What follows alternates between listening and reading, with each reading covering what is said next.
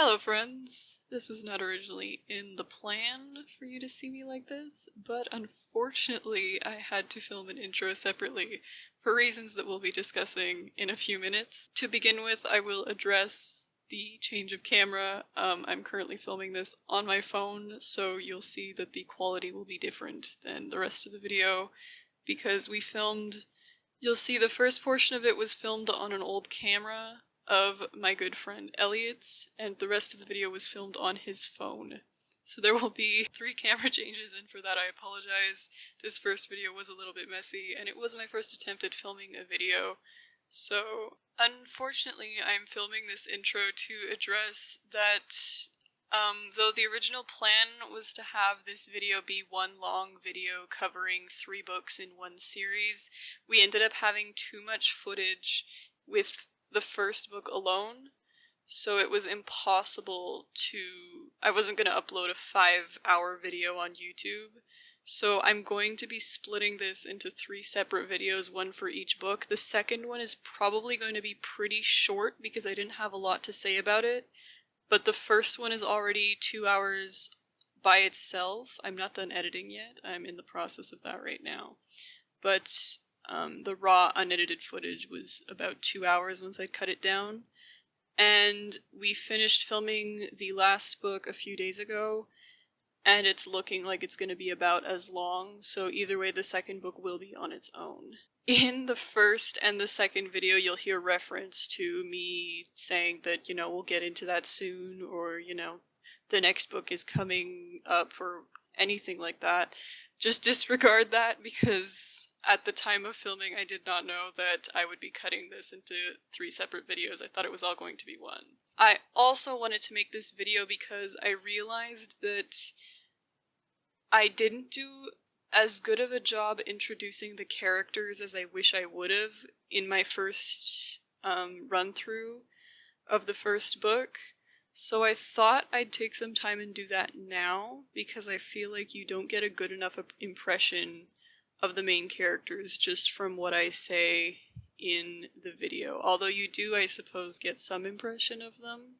But I just wanted to make some explicitly clear statement about the characters. So, to begin with, Clare, the best way I can summarize Clare is that she's an artist. She's not a warrior, she's not a soldier, she's an artist, and she's also a teenager. So she tackles problems in a teenage girl type of way, and she views the world the way an artist, a visual artist I should specify, does. So the description, I think the way that things are described in City of Bones and City of Ashes and City of Glass and the Mortal Instruments in general, they very much reflect the way that Clare views the world, which I think is nice. Essentially, the descriptions reflect Clary's perspective of the world, which is through the eyes of an artist, so everything is described very beautifully, and there's references to paintings and artwork, and I think that's kind of cool. In terms of personality, unfortunately, Clary's burdened with, generic main character personality, which is just that there's a lot of stuff that she doesn't know, and a lot of her personality is just her reacting to the stuff that she doesn't know, and unfortunately that reaction very often ends up being her passing out and not doing anything. So for that, she's a very boring character in these first 3 books at least. I'll be able to talk a bit more about how her personality evolves when we talk about the second half of the Mortal Instruments series. I'm also going to add, as of now, where I'm at now, it is currently June 10th. I know a bit more about my plans. If these first 3 videos are well received and everyone likes them, the next videos that I make will not be on the second half of the Mortal Instruments series. They will be on another series within the same universe, because those books came out at the same time as the second half of the Mortal Instruments series. And I think that this other series contains information that you will want to know for the second half of the Mortal Instruments series. So that is the plan so far. the next one I'm going to talk about is Simon, Clary's best friend. Now, Simon is kind of your generic nerdy, geeky boy, and he gets, unfortunately, assigned the trope of childhood best friend / love interest. He's like a puppy dog following Clary around all the time, and his only personality trait in the first 2 books is that he is in love with Clary and it's unrequited. And you'll see me get very mad about that several times because it's the most annoying plot thread in this series. So that about summarizes Simon, unfortunately. Again, his character gets much more interesting in the second 3 books. The first 3 books really reduce him to just the childhood best friend who's in love with the main character. Jocelyn is Clary's mother. She's Clary's mother. That's about all I have to say about her, honestly. Jocelyn is Clary's mother. And you'll learn more about her as you watch the videos that I've made for you. Luke he's sort of a friend of Jocelyn and Clary, like of the family. And he's kind of, in the first book, he's introduced as sort of an uncle figure to Clary. Over the course of the series, I feel like that sort of changes. But either way, he's essentially the male role model in Clary's life. He's like a father figure to her because she does not, as you will learn very quickly, her father is dead. The next characters I'm going to introduce will only appear after a few chapters of the novel, so the first of these characters I will talk about is Jace because he is at the forefront of City of Bones.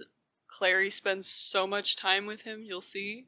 Jace is very much, he's also kind of, I think, reduced to a trope in YA fiction, which is like the bad boy trope. He's arrogant, he's flirtatious, he's an asshole, but he's also a golden boy, and he's a very strong warrior, and he kind of does whatever he wants. He breaks the rules, he paves his own way. He's very much just the bad boy trope, summarized, except that he's blonde. He's not like an emo boy, he's blonde. Jace was adopted by the Lightwood family, which is the family in charge of the Institute in New York. You'll understand what all of this means a bit later on, but essentially the Institute, come to think of it, I don't think I ever explained what an institute is in the video, so I'll just explain it now. An institute is a gathering place for the Shadowhunters, which you'll learn later are sort of like a race of people who hunt demons.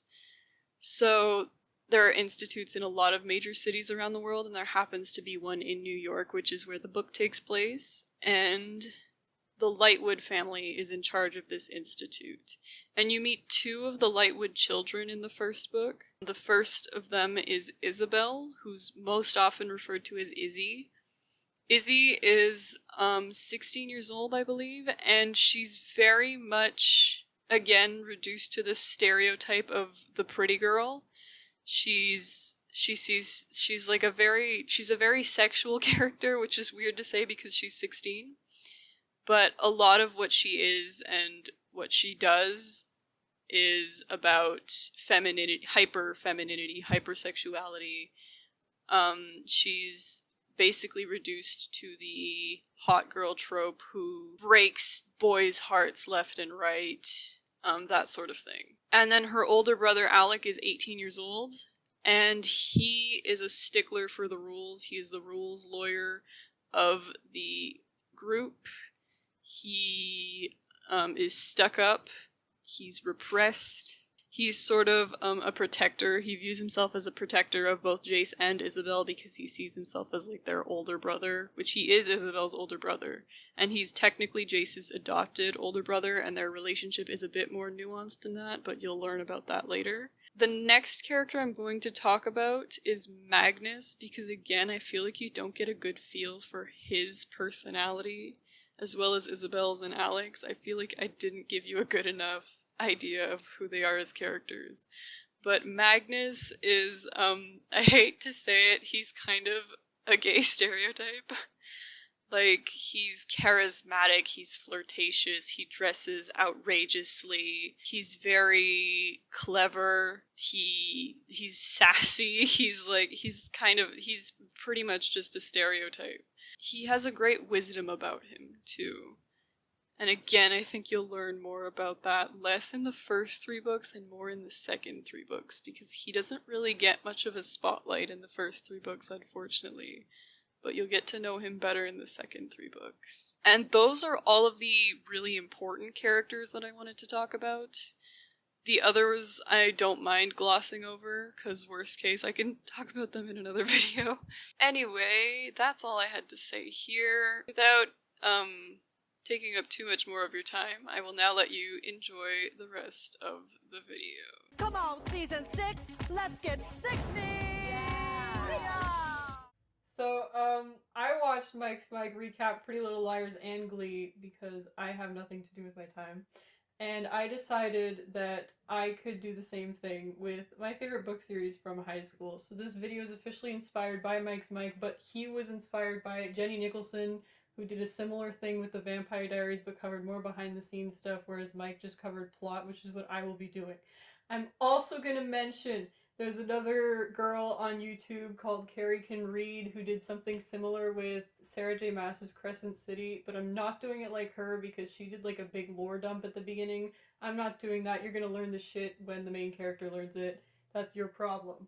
This video will be covering the first 3 books in the Mortal Instruments series. There are 6 total books in the series, and the series itself is part of a larger chronicle known as the Shadowhunter Chronicles that's made up of like 6 different book series. The first book, City of Bones, is obviously what we're starting with because it's the first fucking book. It was published in 2007 and the book itself does take place in 2007, specifically in New York City. These books were written by Cassandra Clare, but she's commonly referred to as Cassie by the fandom. So if I refer to Cassie at any point, I'm talking about Miss Cassandra. Do you mind saying that I'm here? Yeah, Eliott's here. My bestie's here, Eliott. He made this one for me like 5 years ago. He's also lending me this camera. Shout out to Eliott. Also, shout out to Ji Young, who wanted me to say, what was it? Literature with Alexis. Hi, Ji Young, this is Literature with Alexis. Love you, girl. Okay. The first book, City of Bones, we're about to dive into it. It has 23 chapters plus an epilogue, so 24 total chapters broken up into 3 parts. We'll be going part by part, chapter by chapter, scene by scene, and I will be breaking down what happened. City of Bones, part 1, is called The Dark Descent because my girl Cassie loves biblical allusions. Yeah. Chapter 1 is called Pandemonium. And we start with, okay, look, let's start with, look, this is our main girl here. Her name is Clare. You can't see these pictures very well. Also, I'm sorry they're all yellow. And it was all yellow. My printer was having a golden moment, you know? This is in honor of Eliott and I's unconfirmed piss kink. We begin with our main character, Clary. Clary Frey is a 16-year-old girl and she's a ginger. That's all you need to know about her. Clary here is in line for a club with her pal Simon. Simon is also a 16-year-old. Oh wait, Clary's not 16, she's 15. Her birthday's in 3 days. My bad. Simon is 16 though. We will talk about Simon a bit more later because I have some thoughts. So they're in line for this club called Pandemonium, which is why the chapter is called Pandemonium. And they see there's this guy who's dressed up as a vampire hunter. And he's trying to negotiate with the bouncer to bring a fake steak into the club. And Clary thinks she's hot. We're calling him Steak Boy from here on out because he's semi-important for this chapter only. We're in the club now. They're all in the club. Steak Boy got into the club. We're in Steak Boy's perspective suddenly now. We're not loving it, by the way. Steak Boy is creepy as fuck. So Steak Boy is smug as fuck because he was able to trick the bouncer into letting him get, what is it? He tricked the bouncer into letting him in with something that is called a glamour, which is basically illusion magic. I know it sounds Sorry. It sounds so like Anyway, so Steak Boy's all super happy. He's riding a high because he's in the club. He sees a hot chick in a white dress and is like, oh my god. He sees a hot girl in a white dress, so he starts following her, which is obviously what you do when you see someone hot at the club. Suddenly, we're in Clary's point of view again. Clary. Not gonna lie, she's kind of boring. I don't like her in this book. Anyway, Clary's distracted because she's watching Steak Boy, and Simon is mad at her because she's distracted because she's watching Steak Boy. Clary sees Snake Boy following the girl in the white dress. So she sees him following the girl in the white dress and is like, oh my god, what the fuck is he gonna do to her? She sees them go off together. This is completely unrelated to the plot, but I do want to mention, Simon says, wow, DJ Bat is killing it tonight. DJ Bat is Bat over here somewhere. Oh, I didn't put him up. He'll come up later. He's a character. He exists. Clary sees Steak Boy and the white girl in the white dress going off in the room, right? But she also notices that they're being followed by two boys, and she's like, what the fuck? That's not cool. One of them's blonde, one of them has dark hair, so we're calling the blonde guy Blondie for now, and the other guy can be the guy with the dark hair. Blondie, she sees Blondie pull out a knife, so she's like, that's suspicious. That's weird. So she tries to tell Simon, she's like, hello, look at those fucking dudes over there, they're gonna kill people. And Simon's like, what the fuck are you talking about? There's nobody there. So Clary's like, guess I'm on my own here. She does convince Simon, actually, to go get a security guard. So Simon leaves, Clary's alone, but she sees the two boys go in the room now, so she's like, fuck, so she runs for the room. We suddenly get a point of view shift back to Steak Boy, who we should not fucking care about, but anyway, I'm warning you that we don't care about him. This is we find out that the girl in the white dress, her name is Isabel. Isabel's down here.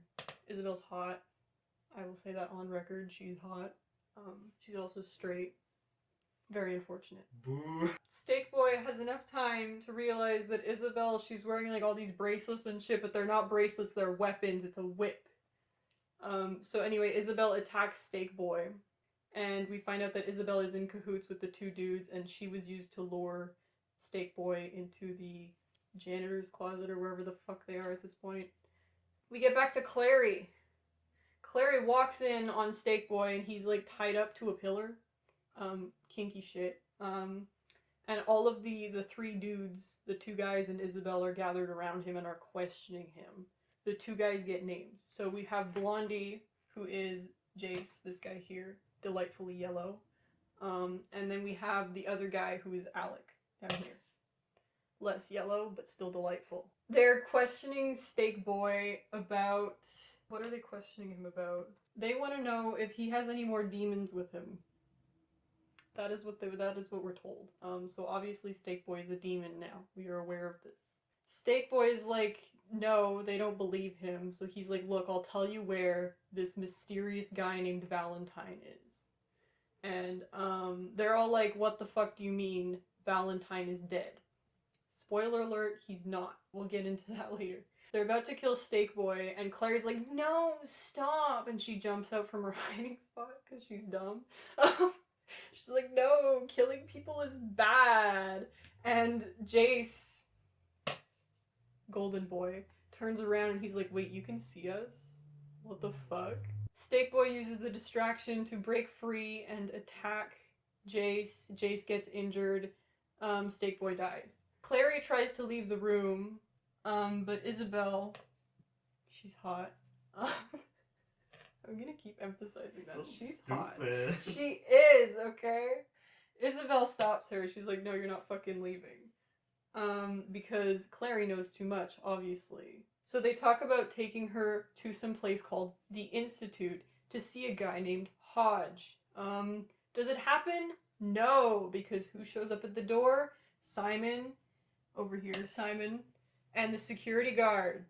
And Simon and the security guard see fucking nothing. They see Clary standing in a room by herself. Clary's looking around at all these people. And she's like, what the fuck? He can't see any of you guys. So she was just like, okay, yeah, nothing was wrong, Simon. Sorry, it was a mistake. Candy Muse sitting alone. Sitting alone in the VIP. You could never compare to me. So Clary leaves the club. She's super distraught, crying in the club. Camila Cabello stream. Don't stream. Until Shawn Mendes comes out as gay, we do not stream Camila Cabello. Simon is like, Clary, what's wrong? And Clary's like, no! And she drives off in a taxi. That is the end of chapter 1. So chapter 2 is called Secrets and Lies. Yep. We're at home in the morning with Clary now. She's drawing because she's an artist. She's an artiste. She does like art classes at Tisch or something. That never becomes important to the plot, but I remember it. We also get the first mention of her mama, Jocelyn Frey, certified MILF. Clary gets a call from Mr. Simon, and we also find out that Clary's mom is out with some guy named Luke, who we will meet in about like 5 minutes. So Simon is at this dude named Eric's house because Simon has a band, which is the #1 sign that we should avoid Simon at all fucking costs. Band boys are not it. Simon invites Clary to a coffee shop called Java Jones because his bandmate Eric is performing poetry at the cafe that night. It's like the Goofy movie, you know that song Poet? The Goofy movie? I've never seen the movie. Clary is scared of going because she's afraid of pissing off her mom, who's already pissed at her for going to the club. But Simon convinces her to go anyway. The phone call ends. So Clary's looking around the living room. The only reason I'm mentioning this is because we get a description of a picture of Clary's father, who is a guy named Jonathan Clark. I didn't put a picture of him up here for reasons you will find out later. Jonathan Clark, by the way, was a military guy who died in a car crash? A car crash. You'd think he would have died, like, you know, doing military shit. No, car crash. Makes sense. Anyway, we're told that Jocelyn has a funky little box with the initials JC on the box, and she takes it out, like, all the time and cries over it. We also find out that in the box, bear with me, in the box we've got medals, photos, a wedding ring, and a lock of blonde hair. Not creepy at all. Luke comes home.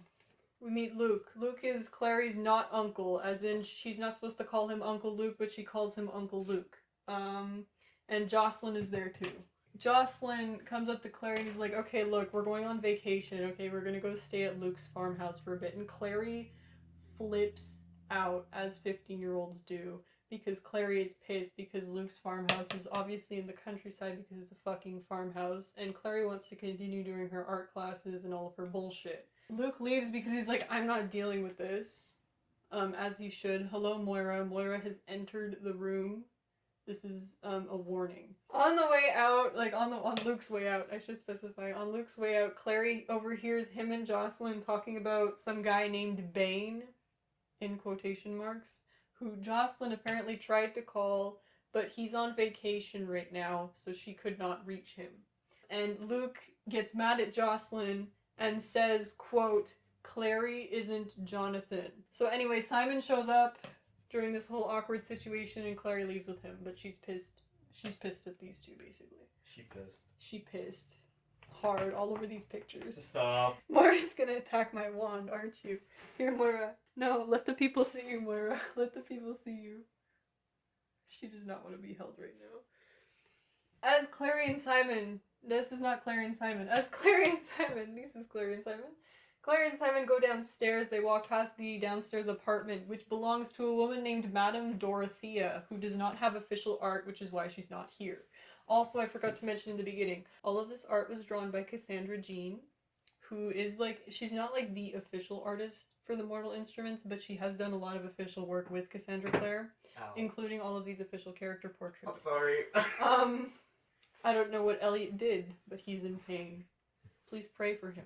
They walk past the apartment Madame Dorothea is in, and they see this guy come out with cat eyes, but then a second later Clary's like, oh my god, I thought I saw Madame Dorothy's cat. That's suspicious.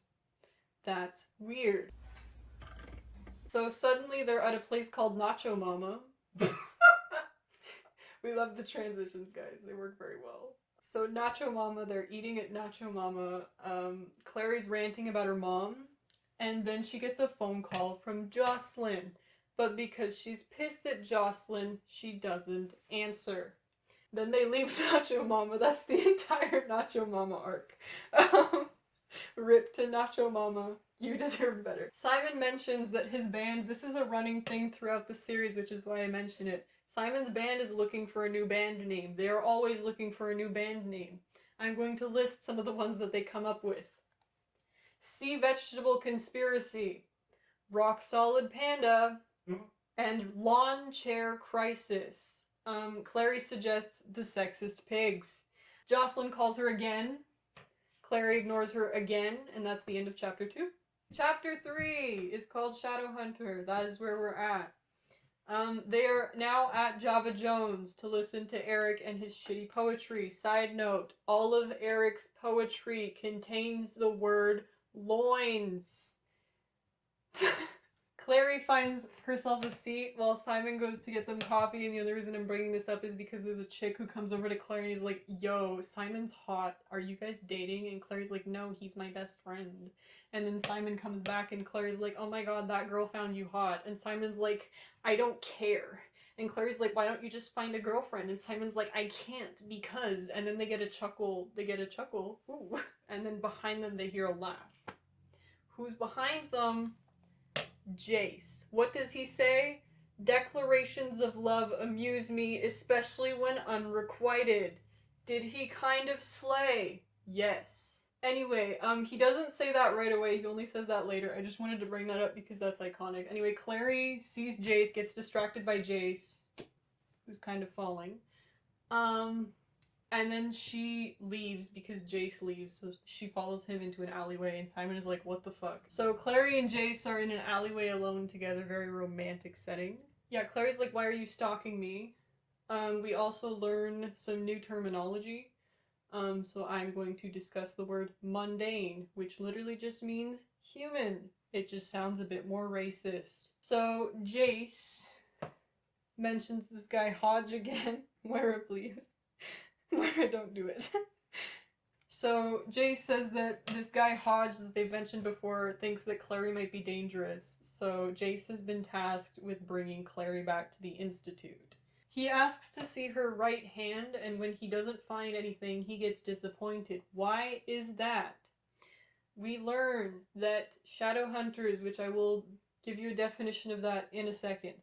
Shadowhunters get marked on their hand first, on their dominant hand. So Jace has like a mark on his left hand. And when I say mark, I mean it looks like a tattoo. She can't see it at first, but then he's like, bro, chill. And then she can see it. And he's like covered in tattoos. Moira, are you not ashamed of yourself?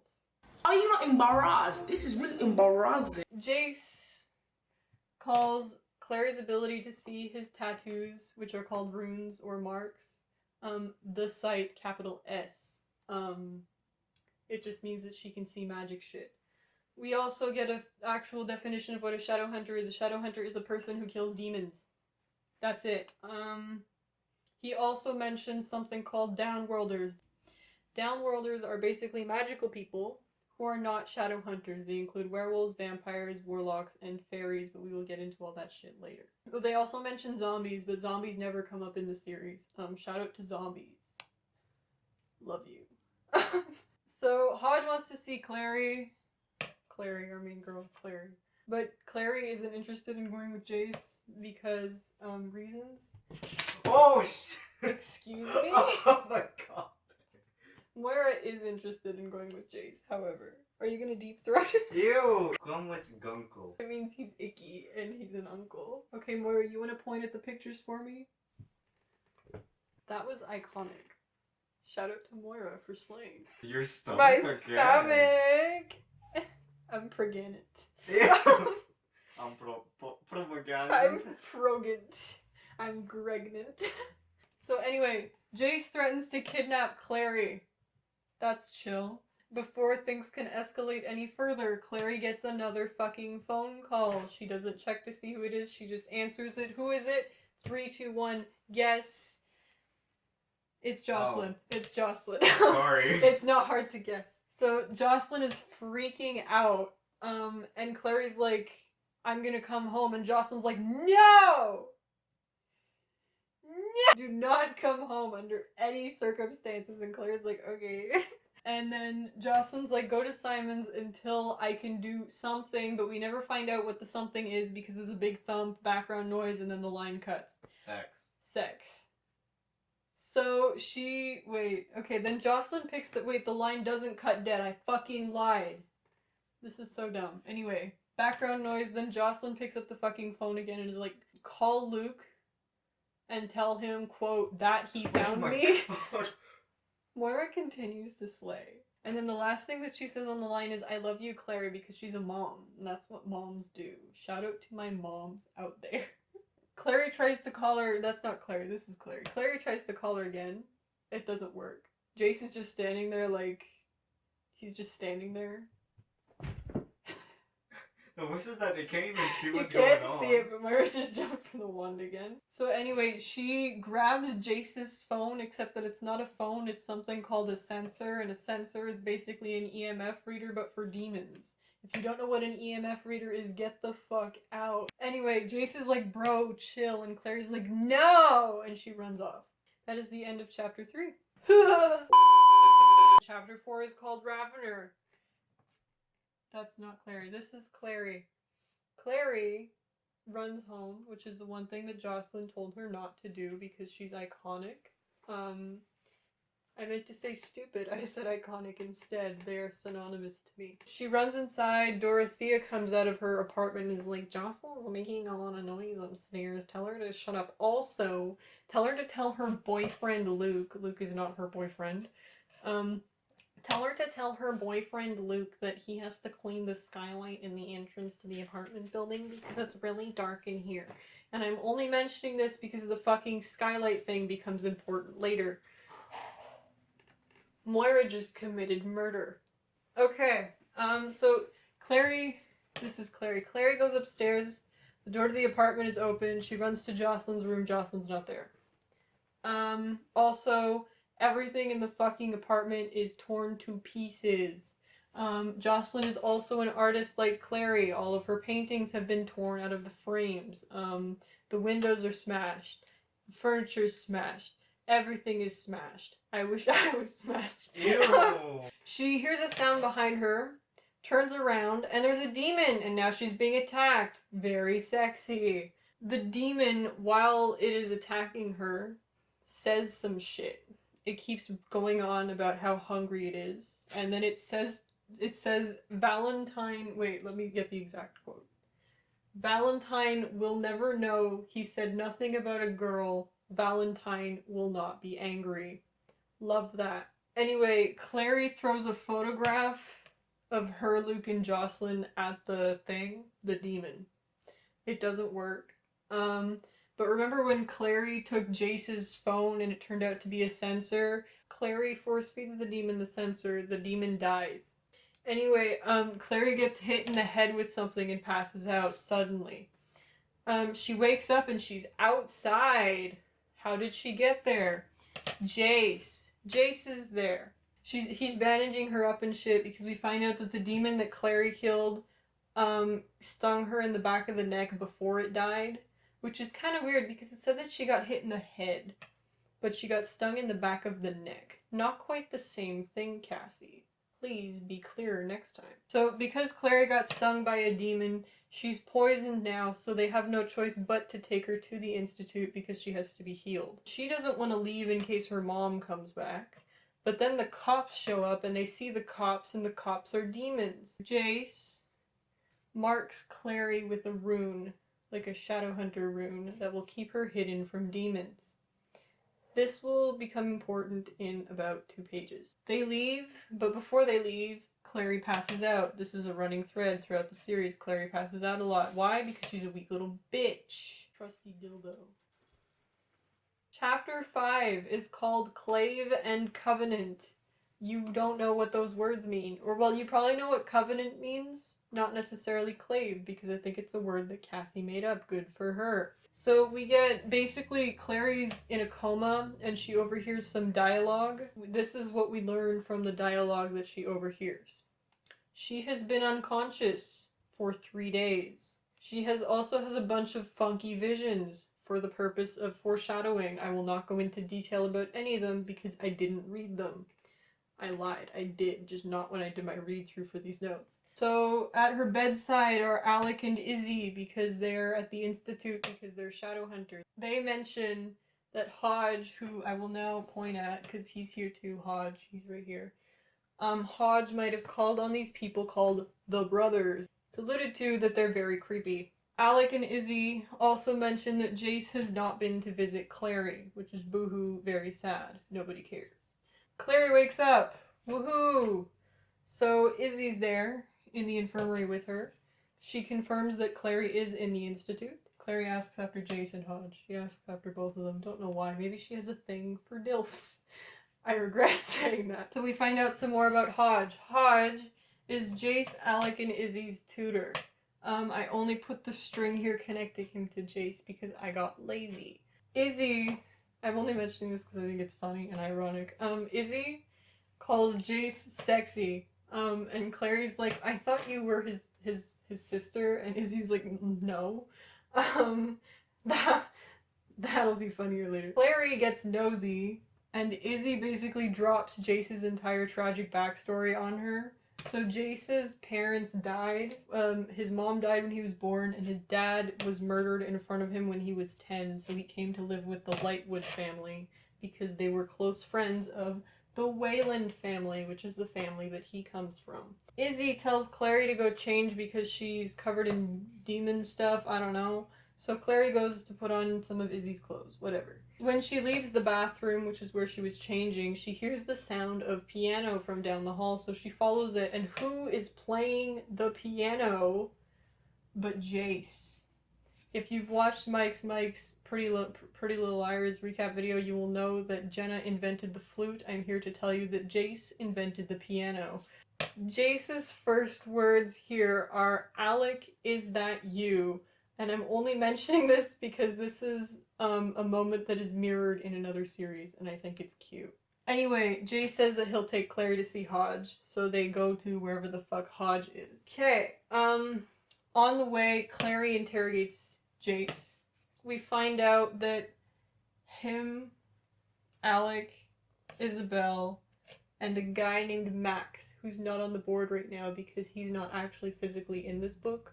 Him, Alec, Izzy, Max, Hodge, and Alec, Izzy, and Max's parents, because Max is Alec and Izzy's younger brother. They all live at the Institute. They are the only ones who live at this Institute in New York.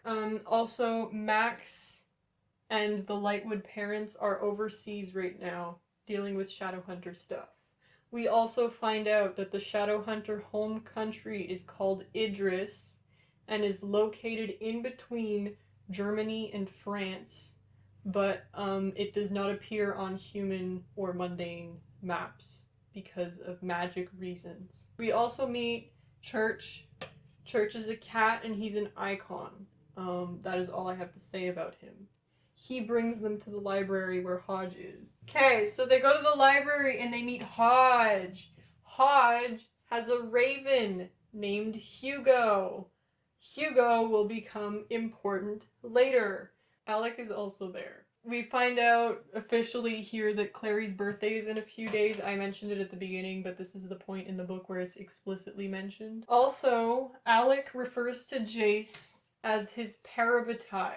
We will go into detail about what that means later. So they argue, by they I mean all of them, argue about whether or not Clary and her mother are innocent. Hodge says that they should tell the Clave about her. Who is the Clave? I'm going to tell you now, just for reasons. The Clave is basically the Shadowhunter government. Their government is like a big council that is composed of all of the heads of all of the institutes across the world, because there are institutes in pretty much every major city across the world. Jace says, no, that's a bad idea. We should not tell the Clave about Clary. He brings up that he marked Clary with a rune so that the demons would not see her, and everyone flips their shit. Why is this? Because if you put a mark, or Shadowhunter rune, on a human being, they become what is called a Forsaken, which is a deranged monster thing. It's like basically like a troll. Imagine a troll. I've always seen them as trolls, so they're trolls. I don't care if the lore makes sense with it. The Forsaken are now trolls. Basically, what this means is that because Clary did not turn into a giant monster after Jace put the rune on her, Clary is a shadow hunter, is what this means. Because she can't be human. Why do I sound kind of like my professor right now?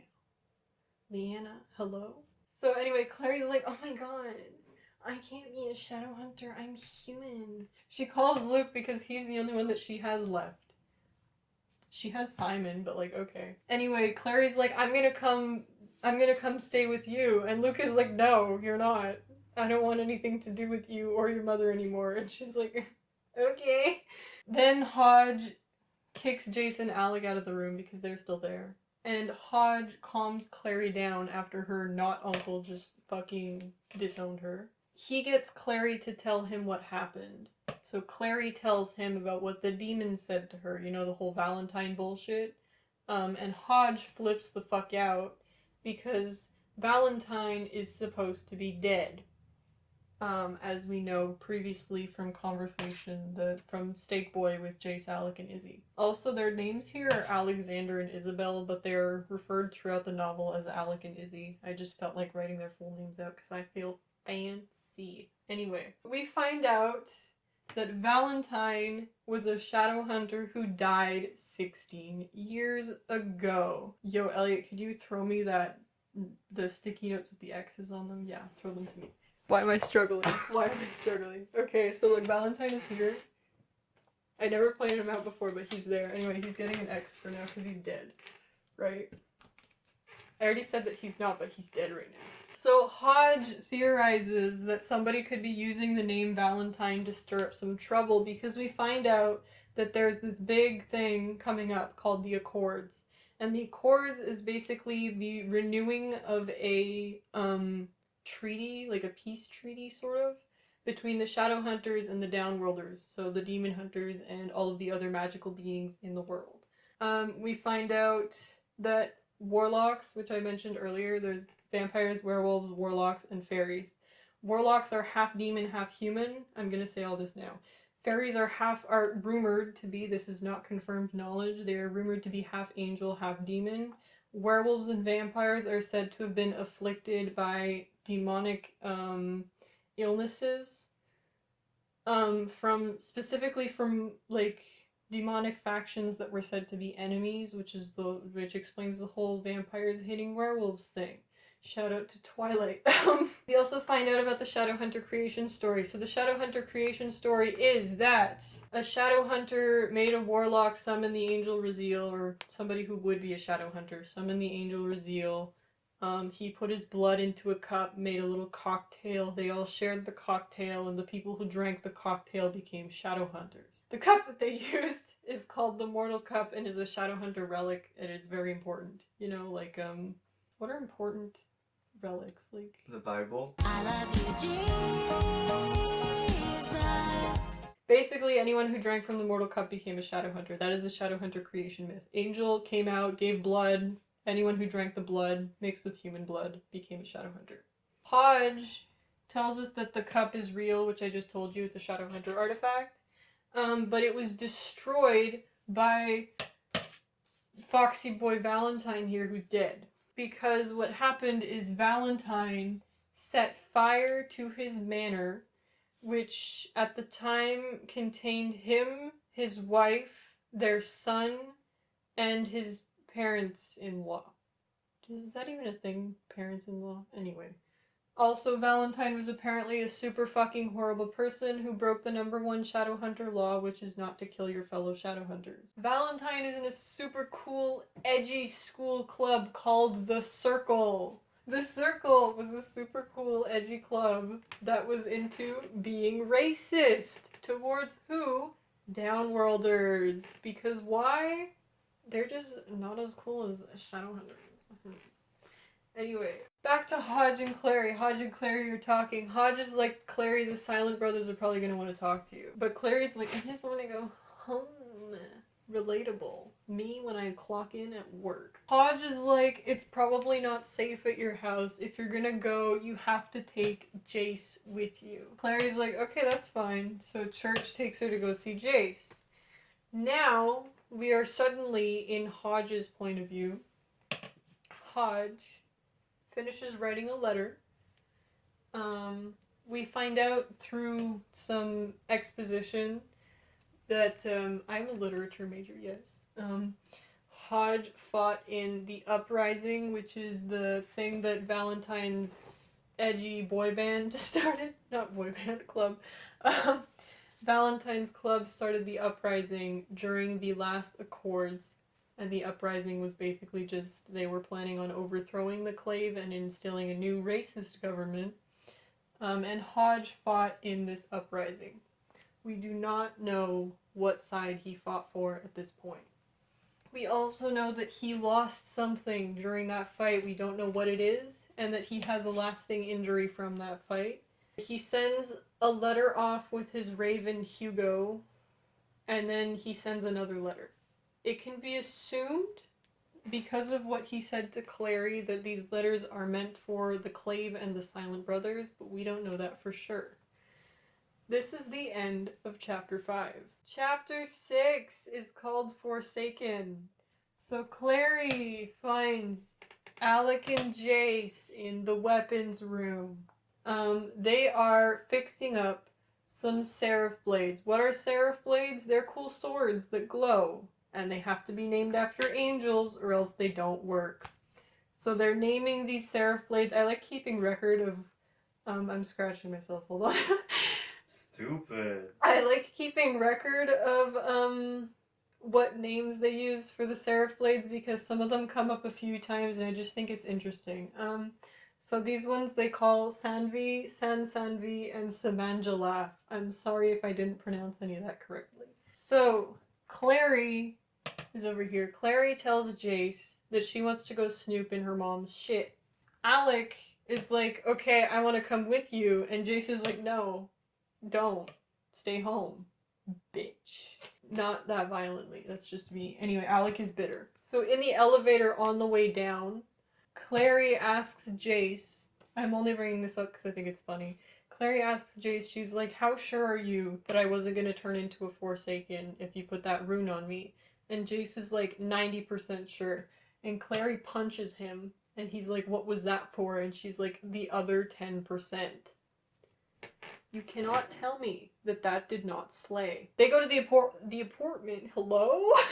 They go to the apartment. Along the way, Clary notices that Jace is attractive. I cannot believe I wrote that down in my notes. He's pissed at her for hitting him. So she apologizes. She should not have to, if you ask me, but okay. Jace tells Clary what parabatai means. If you don't remember what where that came up, Alec referred to Jace as his parabatai. Parabatai is basically a pair of warriors who fight together and are closer than siblings, basically. They have like a soul bond, but they're not soulmates. But it's platonic. So maybe they are soulmates. They're platonic soulmates. I don't know why I'm dancing right now. So Jace explains that the Lightwoods are his adopted family, which we already knew from when Isabel just kind of dumped his backstory.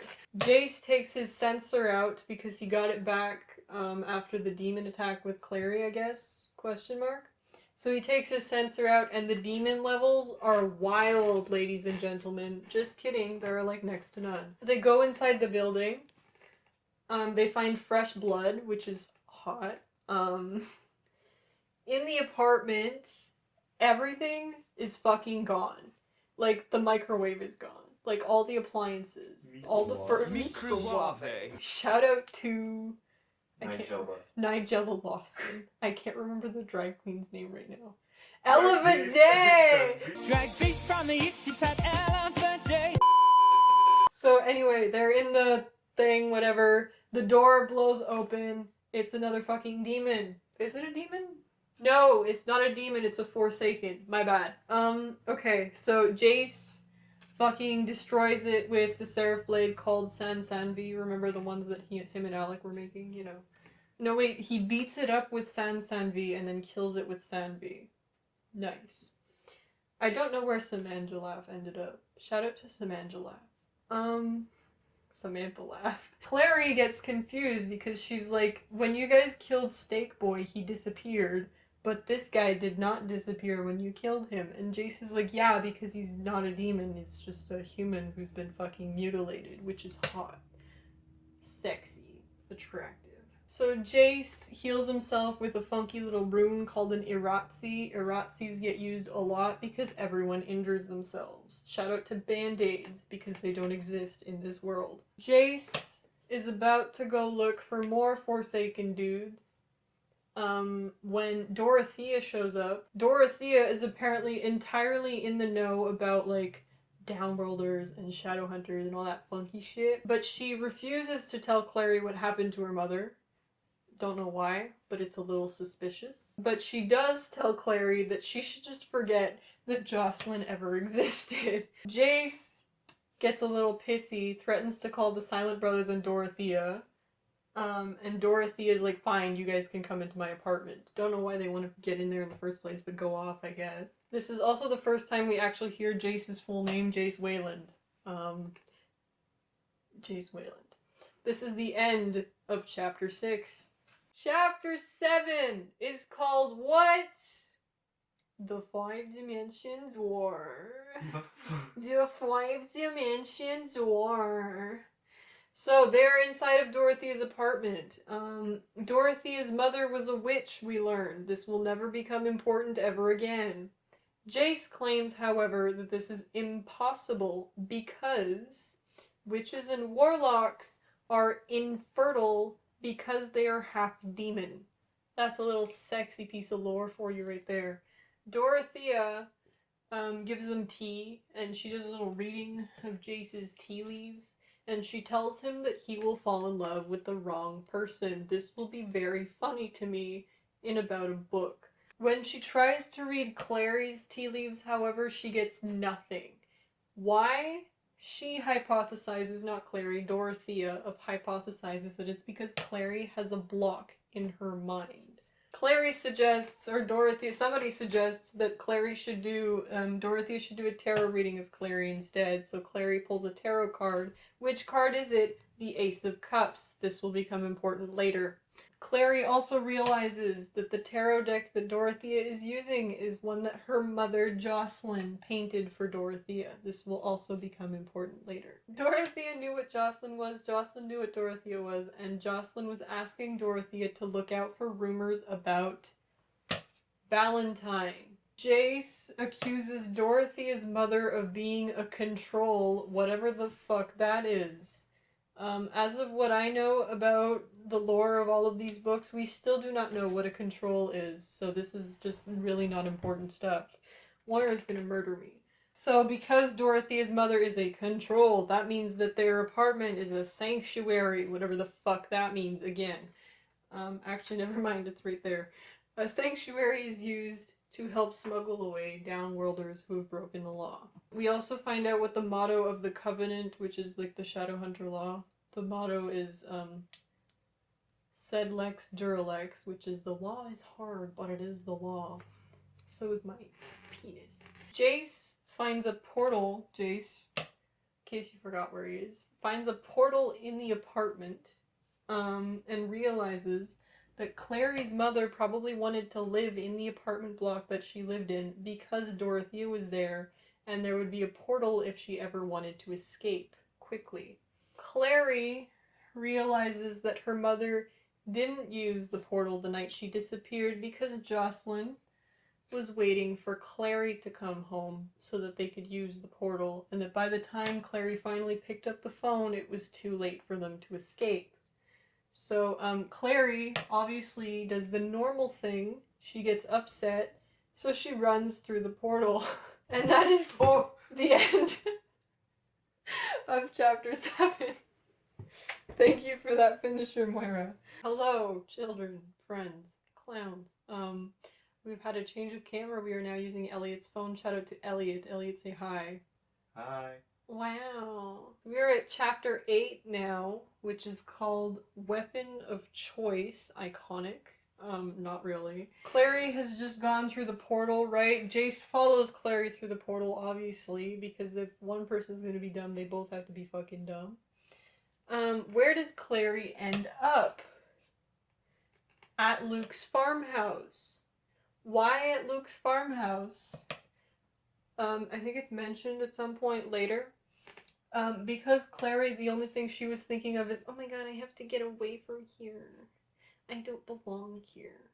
I gotta go. my own way. Exactly. Because that's the only thing she was thinking, the portal defaulted to sending her to the last place that the portal sent anyone to, which is apparently to Luke's farmhouse. So they're at Luke's house, they climb over the fence, and there's a creep in the bushes. Who's the creep in the bushes? Guess. The cat. Simon. Oh. Simon is in the bushes. Simon is in the bushes because he came to see Luke to ask Luke where Clary is because she's been missing for 3 days. In case you forgot, she's been in a coma for 3 days until now. So Luke lied and said that she was visiting Clary, is visiting a sick relative right now. So there's something fishy going on with Mr. Luke Garraway right now. Simon pretended to leave because he didn't believe Luke. And he's been hanging out in the bushes ever since, watching Luke because he's suspicious. He's sus. I hated that. He also he was watching Luke through the window like a creep, as I said, and he saw Luke pack a duffel bag full of weapons. Very normal thing to do. Very normal behavior. Clary sits down and decides to tell Simon about all of the stuff. The Shadowhunters, the Downworlders, everything. Also, for the sake of the future and brevity, that stuff will henceforth be referred to as the Shadow World. Thank you. Simon, being a 16-year-old boy, thinks this is fucking dope as hell. He's like, wow, that's fucking crazy, bro. That's fucking sick, man. So they enter Luke's house, but it's dark, none of the lights are on. So Jace takes out what? A rock. I think this is funny. Jace takes out a rock, which, it's not just a regular rock. It's a glowing rock, because it's a witch light. It's a rock that glows. This is a list of all the shit that they find. Manacles caked with dried blood. Very normal thing to have in your house. Manacle? Manacles are like on your wrist with the chains, like, above your head prison. Oh. That was a very normal explanation. Okay, they find manacles caked with dried blood. They find a fresh pot of coffee. Clary finds a change of clothes in the room that she usually uses when she's visiting Luke. So she changes out of Izzy's clothes because she's been wearing Izzy's clothes for a while now. She finds Jace in Luke's office, where Luke has stashed a bunch of fucking weapons. There's also mention of a thing called the chakram, which is apparently Hodge's weapon of choice. What is a chakram? It's like a little blade that you spin around your finger and you like whip it at people. That's the description from the book anyway. Clary also finds the photograph that she threw at the demon. Luke has apparently picked it up, which means that he's been at Jocelyn's house. He picked it up and brought it to his house. Simon runs in at this point and is like, oh my god, guys. Luke just got home and he's here with 2 fucking random dudes. We have to hide. Jace goes to the window and looks at the 2 guys and is like, yep, those are warlocks. Thank you, Jace. So they hide behind a screen just before the people enter the house. The thing that the Shadowhunters use to make runes is called a stele. It's spelled S-T-E-L-E. So I thought for a very long time it was pronounced steel. It is not pronounced steel, it is stele. It's basically like a wand stick thing. And they use it to draw runes. And Jace uses his, he whips his out, and uses it to draw a little square in the screen, like a window, so they can look out and see the people. Okay, let's get into the people themselves. Again, they're not up here because they are what? Irrelevant. So there's a guy with a mustache. His name is Pangborn. And there's a guy with purple skin, and his name is Blackwell. Obviously, A mustache is a definite sign that you are a warlock. If you have a mustache, you are a warlock. This is a joke. Anyway, they're talking. Throughout this conversation, Pangborn and Blackwell refer to Luke as Lucian and as Greymark, not as Luke. Never as Luke. Valentine sent these two guys, and Luke seems to be familiar with who this Valentine person is, as fucking everybody is except for Clary. The two guys, Pangborn and Blackwell, are wearing warlock cloaks, but it turns out that those are not in fact because they are warlocks, but because those are cloaks that they took off of dead warlock bodies when the last Accords happened. You know, the uprising? Yeah. So Pangborn and Blackwell are 100% icky people on the racist side of things. On, I'd rather be dry, but at least I'm alive. Rain on me. These two men imply that Luke fought in the uprising as well, on Valentine's side.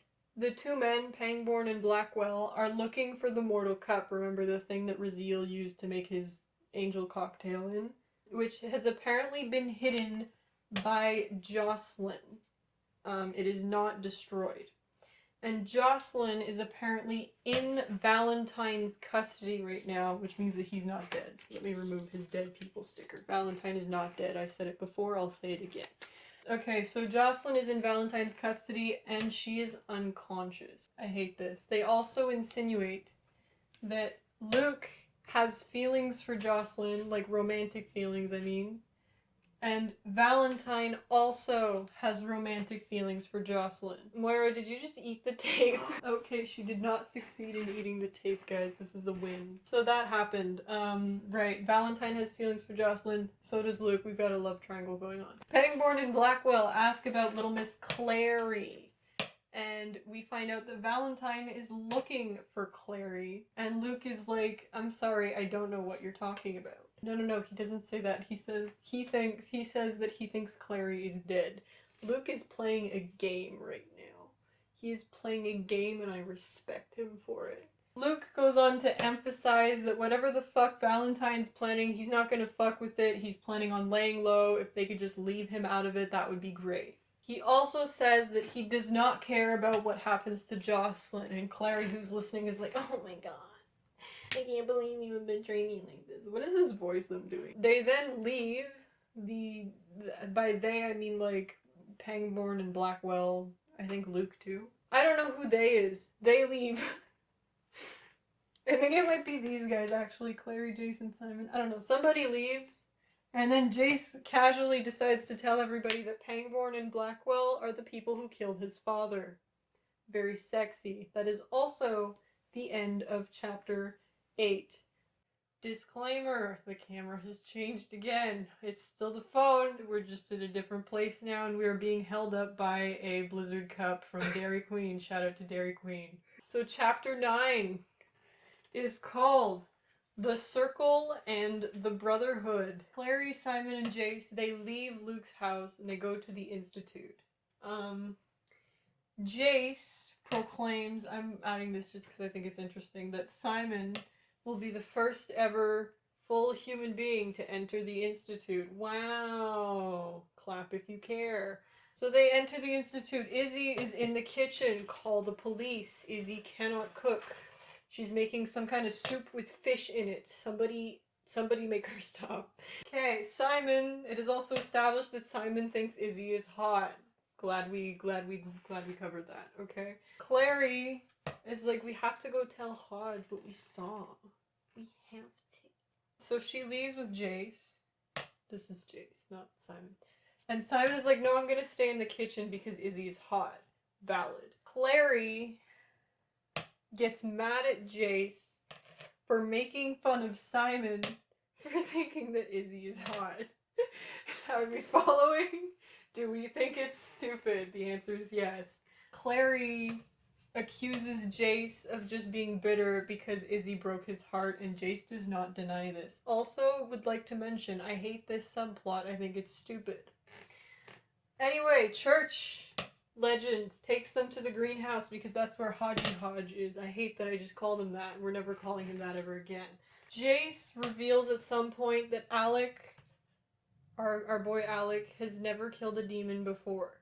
Good for him. He's a demon virgin. So they tell Hodge all this bullshit. Okay, so Hodge is like, oh my god, it's like I thought. Valentine's boy band is rising again. The circle is rising again. So Hodge takes these bitches, Clary and Jace. Where's Jace? Jace. To the library. I thought they were in the greenhouse, never mind. He takes them to the library so that he can explain to them what he means by the circle and all of this bullshit. Why are you picking your nose? I'm scratching my nose. Can you relax? This is big, guys. So the circle is the short version. The full name of the club is the Circle of Raziel. The Circle of Raziel was founded 20 years ago, and it was a group of shadow hunters led by Valentine, who wanted to kill all of the downworlders on some purity mission. You know how it is with racism. Hodge reveals that he was a member of the Circle, which is how he knows all this, and that Jocelyn was also a member of the Circle. Why? Because she was Valentine's wife. Thank you. That is the end of part 1. And also the end of this chapter. Okay, we are at part 2 of the first book. The second part of this book is called Easy is the Descent. If you'll remember correctly, the first part was titled The Dark Descent. There is clearly a theme here. Chapter 10 is called City of Bones, which also happens to be the title of the novel. Very stunning. We love it. So we're still in the library with Hodge, Clary, and Jace. We've just found out, as you can see, I've placed these little circle thingies. Valentine was the leader of the Circle, Jocelyn was his wife and a member of the Circle, and Hodge is also a Circle member. Hodge tells us that Jocelyn, Luke, who was a member of the Circle, so I'm going to have to add that now, Luke, and Jace's father, whose name we don't currently know, all left the Circle once they realized that Valentine was just in it to kill all the downworlders. It's revealed that Hodge, alongside Alec and Izzy's parents, the Lightwoods, fought with Valentine during the uprising. Hodge was punished more severely than the Lightwoods because at the time the Lightwoods had just had Alec, so he was like a little baby. So they were like, damn, they have to take care of this baby. We can't like put them in jail or anything. So all that they did is basically Alec and Izzy's parents basically aren't allowed to go in the Shadowhunter home country unless there's official business that they have to take care of. And then they have to leave as soon as the business is done. Whereas Hodge is never allowed to set foot in the city ever again and is actually confined to the Institute. He cannot leave. We find out that Clary's mom, her name is not Jocelyn Frey, her name is Jocelyn Fairchild.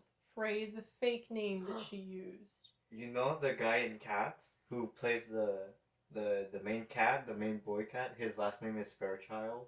Damn. That's all. Damn. Hodge says that Valentine probably wants the Mortal Cup so that he can create an army. Sexy. All the villains love it. Izzy, I have written in parentheses here, Queen, interrupts for dinner, so they leave and go to the kitchen. It's dinner time. They're eating Chinese takeout. And everyone has been filled in on what Clary and Jace and Simon have learned, all that bullshit. Hodge informs them that the Mortal Cup only really works with children. It doesn't work with adults for whatever reason. Like, once you turn 18, you're just not cool anymore. Yo, the news is back. Top 4 bitch on the track. She about to bring it. And it's actually more likely to kill adults than turn them into shadow hunters. But even with kids, there's like a 50-50 chance that the kid survives becoming a shadow hunter. So it's not like you can just take the Mortal Cup and go around and like make everyone a shadow hunter. It doesn't work. Half of the people are gonna die. More than half the people.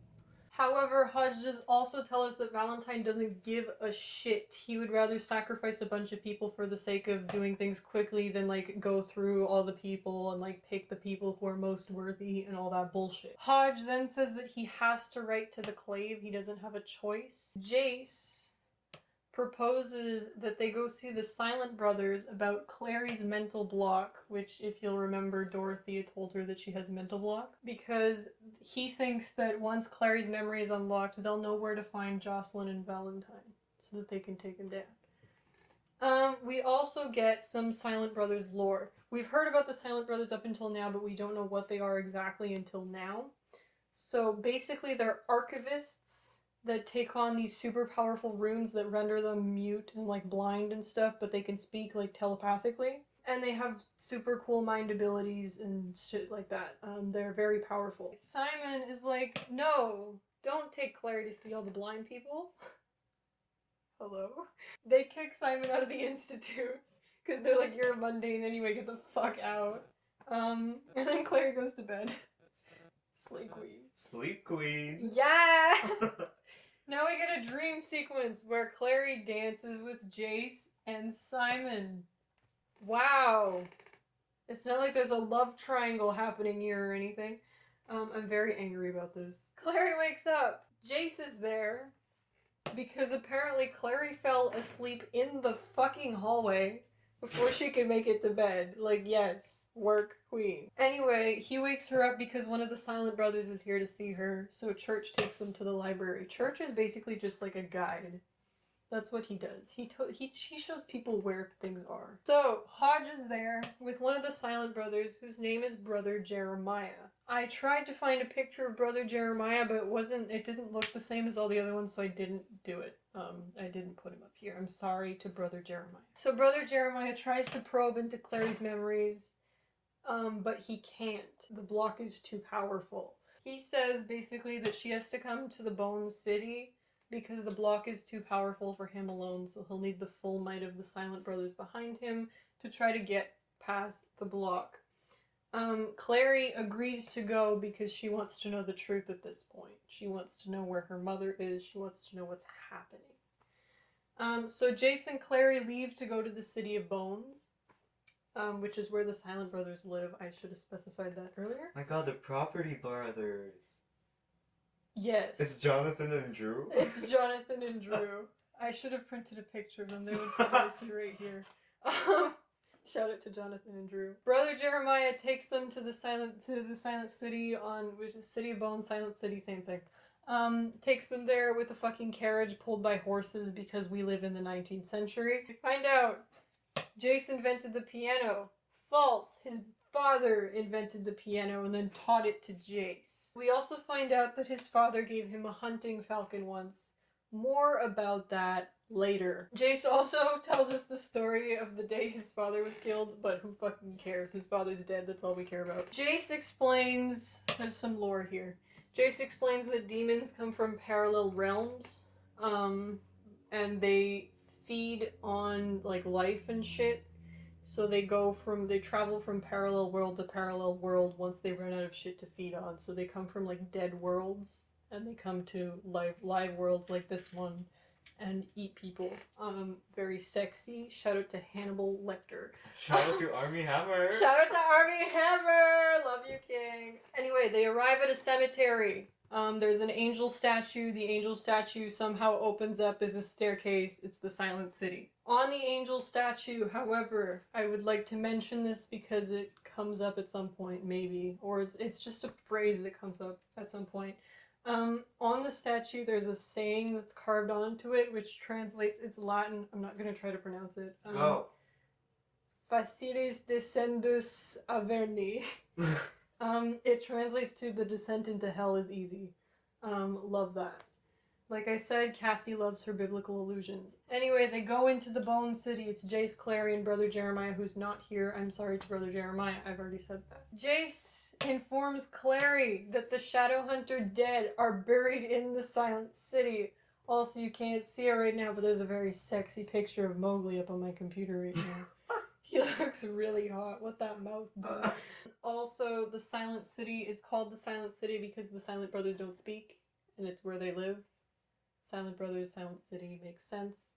Also, the Silent Brothers don't sleep, in case you weren't already creeped out enough by them. Clary! Squidward? Squidward, hello? Clary stands before the Silent Brother Council, and they try to probe her mind, and it doesn't fucking work. She gets like flooded with a bunch of random images, and it hurts as fuck. It hurts as fuck. And the only thing that she gets out of it basically is a name. What name is that? Take a guess. It's someone on the board. Meow. Magnus Bane. Oh. She gets the name Magnus Bane. The brothers reveal that they cannot remove the block because it's too intricate for them, which means that Clary has to find who Magnus Bane is and hunt him down and get him to remove the block. All of this chapter is just running around for nothing. All of this chapter is just running around. So they leave the Silent City, and that is the end of chapter 10. Chapter 11 is appropriately entitled Magnus Bane for the king himself. So Jace takes Clary to a restaurant called Takis. The only reason I'm mentioning the name of the restaurant, yes, Takis, like the chips, guys, like the fucking chips. So Jace takes Clary to this restaurant, and the only reason I'm mentioning the restaurant by name is because Takis comes up a lot, because it's like a downworlder, Shadowhunter restaurant. They sell like downworlder shit, you know? Like, if you're a vampire, you can go there and get blood, and nobody's gonna be like, what the fuck are you doing? He calls Alec and tells him to meet them at Takis. Jace tells Clary a little bit about Magnus in the meantime. Basically just that Jace thinks that Magnus is a warlock, and he's right, but he doesn't know that. Alec shows up. Alec and Jace are talking at Takis, and Clary's just kind of there.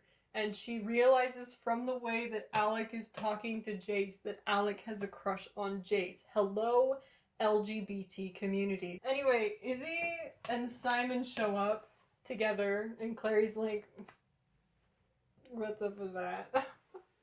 A fairy named Kaylee comes to the table, and Jace is like being all cozy with her. Kaylee's a waitress, by the way, at Takis. Are you gonna laugh every time I say Takis? Okay, we find out through a throwaway comment from Alec about Jace and Kaylee that Shadowhunter downworlder relationships are super frowned upon. They don't happen. Jace tells everybody that they're looking for Magnus Bane, and Izzy's like, wait, Magnus Bane? And she whips out a fucking flyer for a party that Magnus is having like tomorrow night. This is why Izzy's a queen. This is why she is hot. We stan Isabel Lightwood. The party starts at midnight that day, not the next day. I misspoke.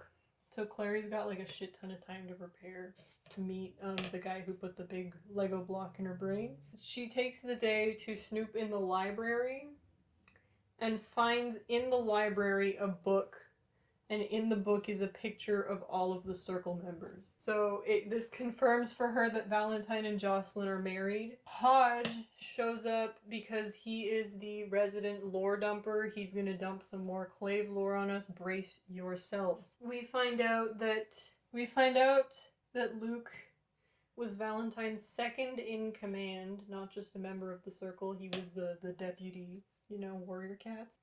We also find out from Hodge that the Clave has sent some shadow hunters to investigate this Valentine situation, but we don't get to meet any of them, and we don't learn anything more about them really because they're unimportant. Irrelevant. Clary asks Hodge for a sleeping potion because she's too agitated to sleep and she wants to knock the fuck out. Clary goes back to the room that she has at the Institute, and who's there? Jace. He's fucking everywhere, I swear to God. Clary is so surprised that Jace is there that she drops the fucking sleeping potion that Hodge made for her. Jace is also looking at Clary's sketchbook. Come on, creep. You did not have permission. Hello? Can we have some privacy? Please. Jace, fucking weirdo, offers to tell Clary a bedtime story. Ew. Yeah, because she dropped the potion because of him. Everybody, please brace yourselves for this fucking bedtime story. I hope you're, like, holding on to something right now, and I hope you drop it. Jace tells Clary this wonderful story about a little boy who was given a hawk by his father, and he was told by his father to make the hawk obedient. So he tells this story about how the boy had a tough time gaining the hawk's trust. It's a falcon, not a hawk. I keep saying hawk, it's falcon. Gaining the falcon's trust, but over time he did, and he was so happy when he did, and he loved the falcon and the falcon loved him, and he was so happy to show his father when he was sure that the falcon was, you know, completely obedient and all that shit. So he showed the falcon to his father, and the father did what? Fuck the falcon. Yes. The father took the falcon and broke its neck and said, I told you to make the falcon obedient. Instead, you made it love you. Now I hope you've learned your lesson. To love is to destroy, and to be loved is to be the one destroyed. What the hell? Anyway, the story's absolute fucking dog shit, but Clary falls asleep anyway.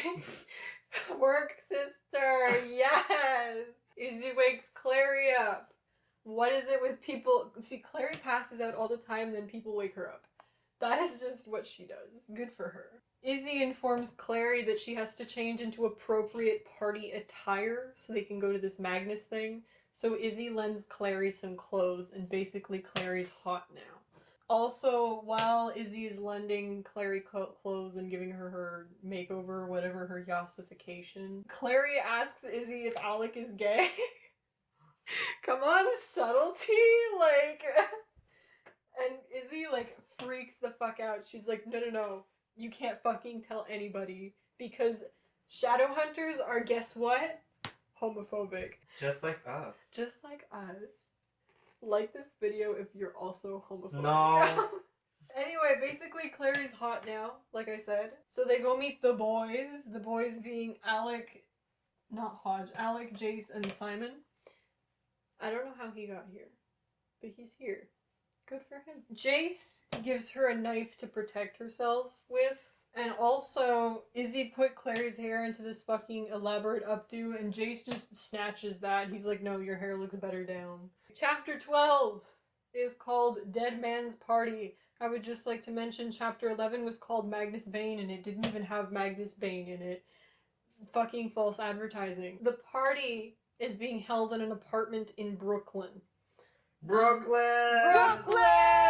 There are motorcycles outside of the apartment, and Jace does something to one of them. We don't know what it is. He just fucks around with one of them. Magnus lets them in. He catches Clary alone. That's not Clary, this is Clary. He catches Clary alone inside the apartment at one point, and we find out that Magnus is having this party. Why? Because it's his cat, Chairman Meow's birthday. Oh. However, Magnus does also inform us that Chairman Meow has run away. After we get this reveal, Alec and Jace join the conversation between the two of them. Simon and Izzy are dancing right now. A vampire walks up to the four of them and is really fucking pissed off because apparently someone, Jace, poured holy water into the tank of his vampire motorcycle. But Magnus does not know that it's Jace right now. Through this, we find out that the vampires and the werewolves have a feud because the vampires automatically like, obviously the werewolves did it. Oh my god, did Mike's mic upload? No. No, for real! Imagine City of Bones overview. I would have cried. Anyway, the vampires and the werewolves have a feud. Magnus is like, bye, just leave. I don't care about your shit. Alec tells Magnus that it was Jace who did the thing, who poured the holy water in the vampire tank. Vampire tank? Hello? Then they ask Magnus if they can all talk somewhere in private. So they go to Magnus's bedroom. Anyway, Magnus, they push him into a corner. He's like weaseling around. He's like, I didn't do it. I don't know what you're talking about. And then they push him into a corner and he's like, okay, fine, I did it. But Jocelyn asked me to. That is the end of the chapter. Chapter 13 is entitled The Memory of Whiteness. Okay, Magnus, this scene right here, the first scene is just Magnus explaining himself. Jocelyn wanted Clary's sight blocked because Jocelyn didn't want Clary to be involved with the Shadow World at all. However, Magnus said that he could not block Clary's sight, so he proposed a memory wipe instead, where every 2 years he would wipe all of Clary's memories of the Shadow World so she would remember absolutely nothing. And yeah. The process had to be renewed every 2 years because over time the block would start to fade. And when Jocelyn called Magnus, because remember at the very beginning it was mentioned that Clary overheard Jocelyn and Luke talking about Jocelyn had tried calling someone named Bane, but he was on vacation. They're talking about Magnus here because Clary is due for an appointment with Magnus like now to renew the memory block, which is what Jocelyn was trying to do. Clary also makes the connection that when she saw the guy with the cat eyes outside of Dorothy's apartment, who then turned out to be Dorothy's cat, it was actually just Magnus. And when she saw him and he saw her, he threw up a glamour so fucking strong that she thought she'd seen a cat instead.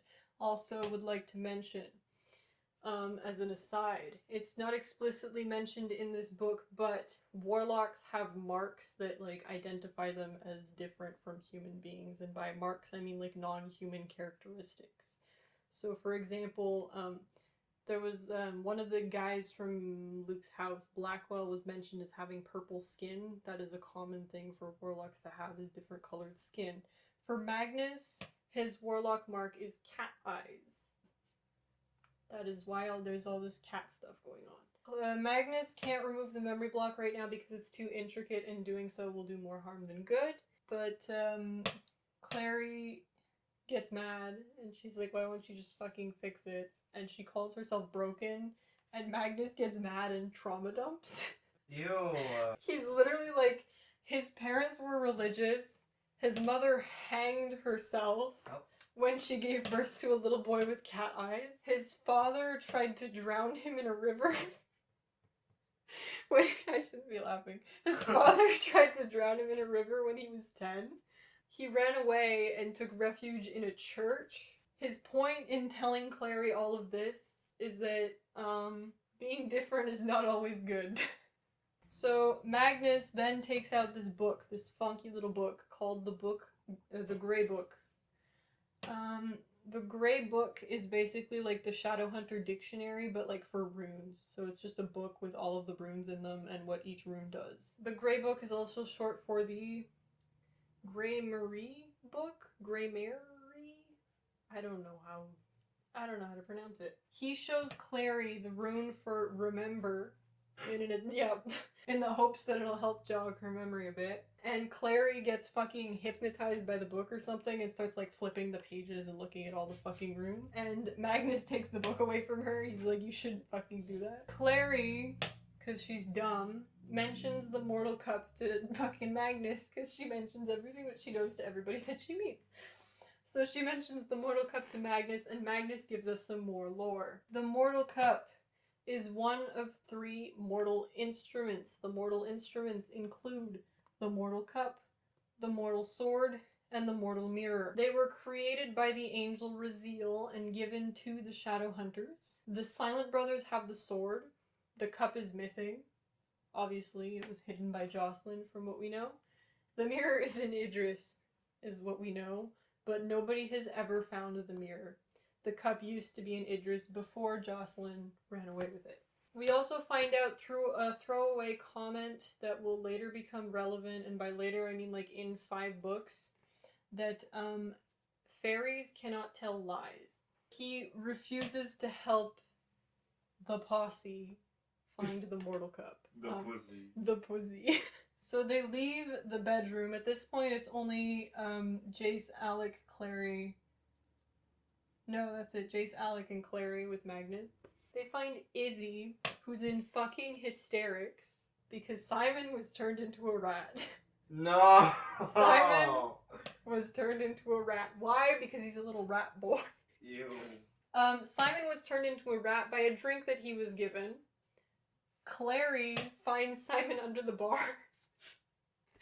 They go get Magnus again. They're like, Magnus, Simon's a rat. Can you turn him back into a human? And Magnus is like, why should I? He's gonna turn back into a human in like 12 hours anyway. Oh. So they put Simon in Clary's backpack and they're like, okay, we should leave now. However, remember the vampires who were pissed because somebody poured holy water in their shit? Yeah, they're at the door and they're angry and they're basically starting a riot. And they're looking for one of their members who is currently missing. Magnus is like, okay, I'm fucking fed up of this. All of you get out of my apartment, as he should. However, on the way out, somebody bumps into Clary. Also, at the end of the party, Magnus flirts with Alec because there are two homosexuals here, not just one. Outside of the apartment, Clary realizes that her bag has been torn open and Simon the rat is missing. Someone tore it open at some point, and took him, obviously. So Jace and Clary, everyone else kind of goes ahead. Jace and Clary turn back to the apartment, buzz Magnus down fucking again, and are like, Magnus, somebody stole our rat. So Magnus brings them back up to the apartment so that they can look around and see if Simon is there. We also find out that Chairman Meow is back. Icon. What if he eats a rat? Calm down, bestie. That's not what happens. Don't worry. So Jace suspects that the guy who bumped into Clary on the way out of the apartment tore the bag open and took Simon the rat. Now tell me this. If you were a random guy who bumped into a girl, tore her backpack open, and saw a rat in there, would you take it? Anyway, they ask Magnus who it was, and he tells them it was one of the vampires who was staying at the nearby Hotel du Mort. So they leave. And that is the end of chapter 13. We are now at chapter 14, which is titled, guess what? The Hotel du Mort. I don't know how to pronounce it.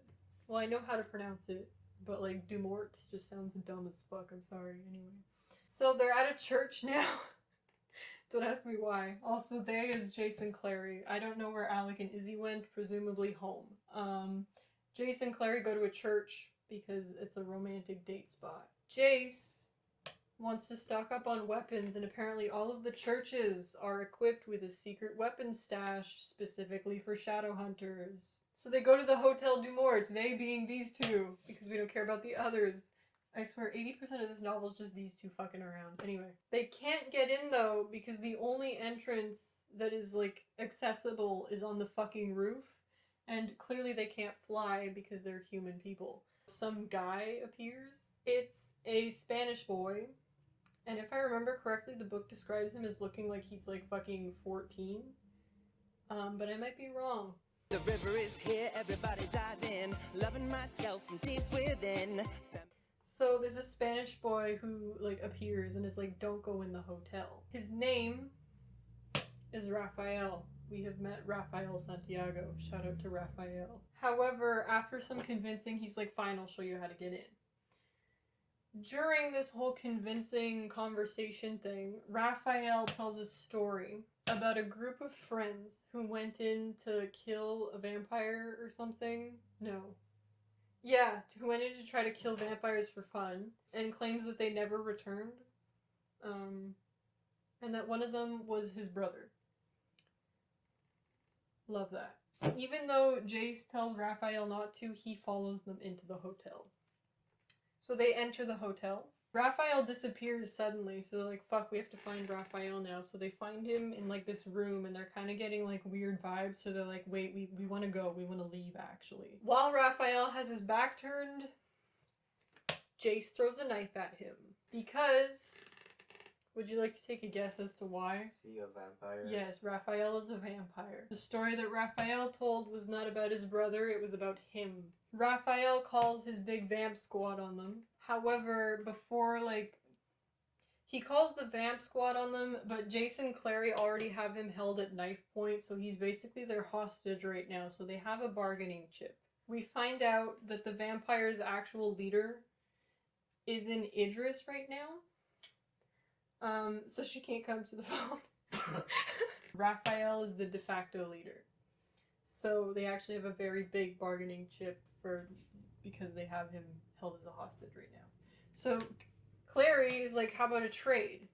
We give you Raphael, you give us my rat friend. We also find out during this conversation that shadow hunters, if they make an oath using invoking the angel's name, so if they swear by the angel, the oath is binding and they cannot break it. So Jace refuses to swear that he will not hurt Raphael or something. Yes, Jace refuses to swear that he won't hurt Raphael. Clary is fed up of this bullshit of the whole negotiating thing, so she just fucking dives at the vampire who's holding Simon. So naturally, everybody goes insane. Clary, Jace, and Simon, maybe? I don't know if he's with them. I'm guessing he is because Clary has him. They run, but they don't make it out before the fucking windows smash inward, and a bunch of wolves are in the hotel now. That is also the end of chapter 14. We are now at chapter 15. Chapter 15 is called High and Dry. You. Me. The werewolves have crashed the party because they're not fucking regular wolves, they're werewolves. I'm sorry, Eliott. Oh. No puppies. So they apparently came for Clary. They came for Clary, but the vampires are salty because they have a vampire werewolf feud, so they're like, no, you can't have her. Also, important to note, during this entire vampire fiasco, Simon bites Raphael at one point so that Raphael drops him. This will become important in a book. They get through the door, Jace locks it behind them with a rune. They take a staircase that brings them up to the roof.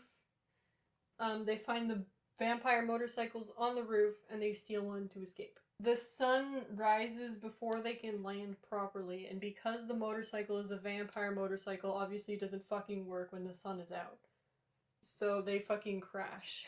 Anyway, they fucking crash the motorcycle. Also, Simon is human now. That is the end of chapter 15. That was a quick one. Chapter 16 is called Fallen Angels. So Clary, Jace, and Simon get back to the Institute.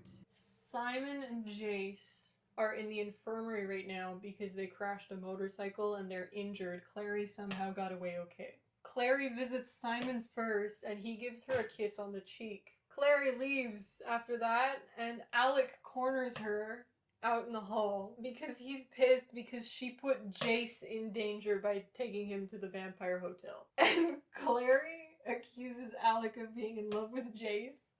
And I wrote, and I quote, "Anyway, sister slay." Ew. Clary goes back to her room after that. She's had enough of, whatever the fuck that bullshit is. Simon comes in to have a little chat with her because he feels like he's always needed her more than she needs him. Okay, who fucking cares? They lie in bed together and talk about Izzy, and the whole rat thing. And Simon falls asleep on Clary's bed, but Clary does not fall asleep, and someone knocks on the door. And who is it? Yes? I don't, Isabel. Jace. Damn. It's always Jace. Because he wants to celebrate Clary's birthday, which if you'll remember is like now. Actually, it's like, well, in the book as of now it's tomorrow, but it's late at night, so it's like in a few hours technically. That is actually the end of chapter 16. Right, we're at chapter 17. Chapter 17 is entitled The Midnight Flower, which is what I call myself. Jace takes Clary up to the greenhouse for a little picnic. Jace also lets slip that Alec and Isabel are allergic to pollen, which isn't important, I just want you to know that. We also find out Jace is really good at telling stories, guys. Jace, when he was 5 years old, wanted to take a bath in spaghetti. Are you serious? I'm dead serious, and his father let him. So Jace has officially taken a bath in spaghetti. Anyway, the clock strikes midnight.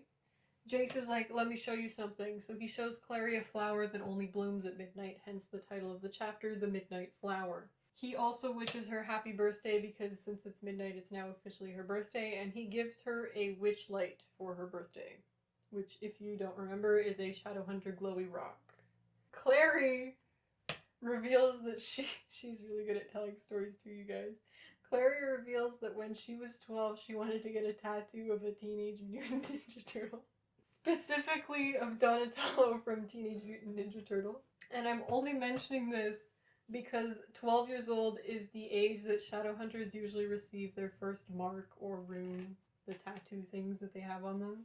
Clary asks Jace if him and Isabel have ever dated, and he says no. I'm only mentioning this because this stupid Jace-Isabel thing is a running subplot in this fucking book, and I hate it. Anyway, they're about to leave, and then Clary slips, and Jace catches her, and then suddenly they're making out. Hello? Oopsies, my pants slipped off.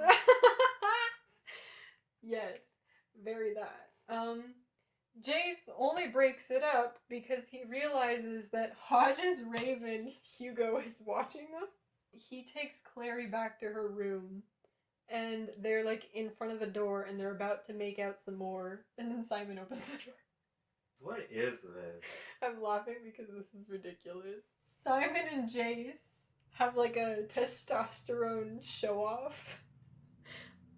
Because in case you forgot, Simon is in love with Clary, and now Clary is having a thing with Jace, so Simon and Jace are like having a thing right now. Anyway, Simon goes back into the room, and Jace just kind of like storms off.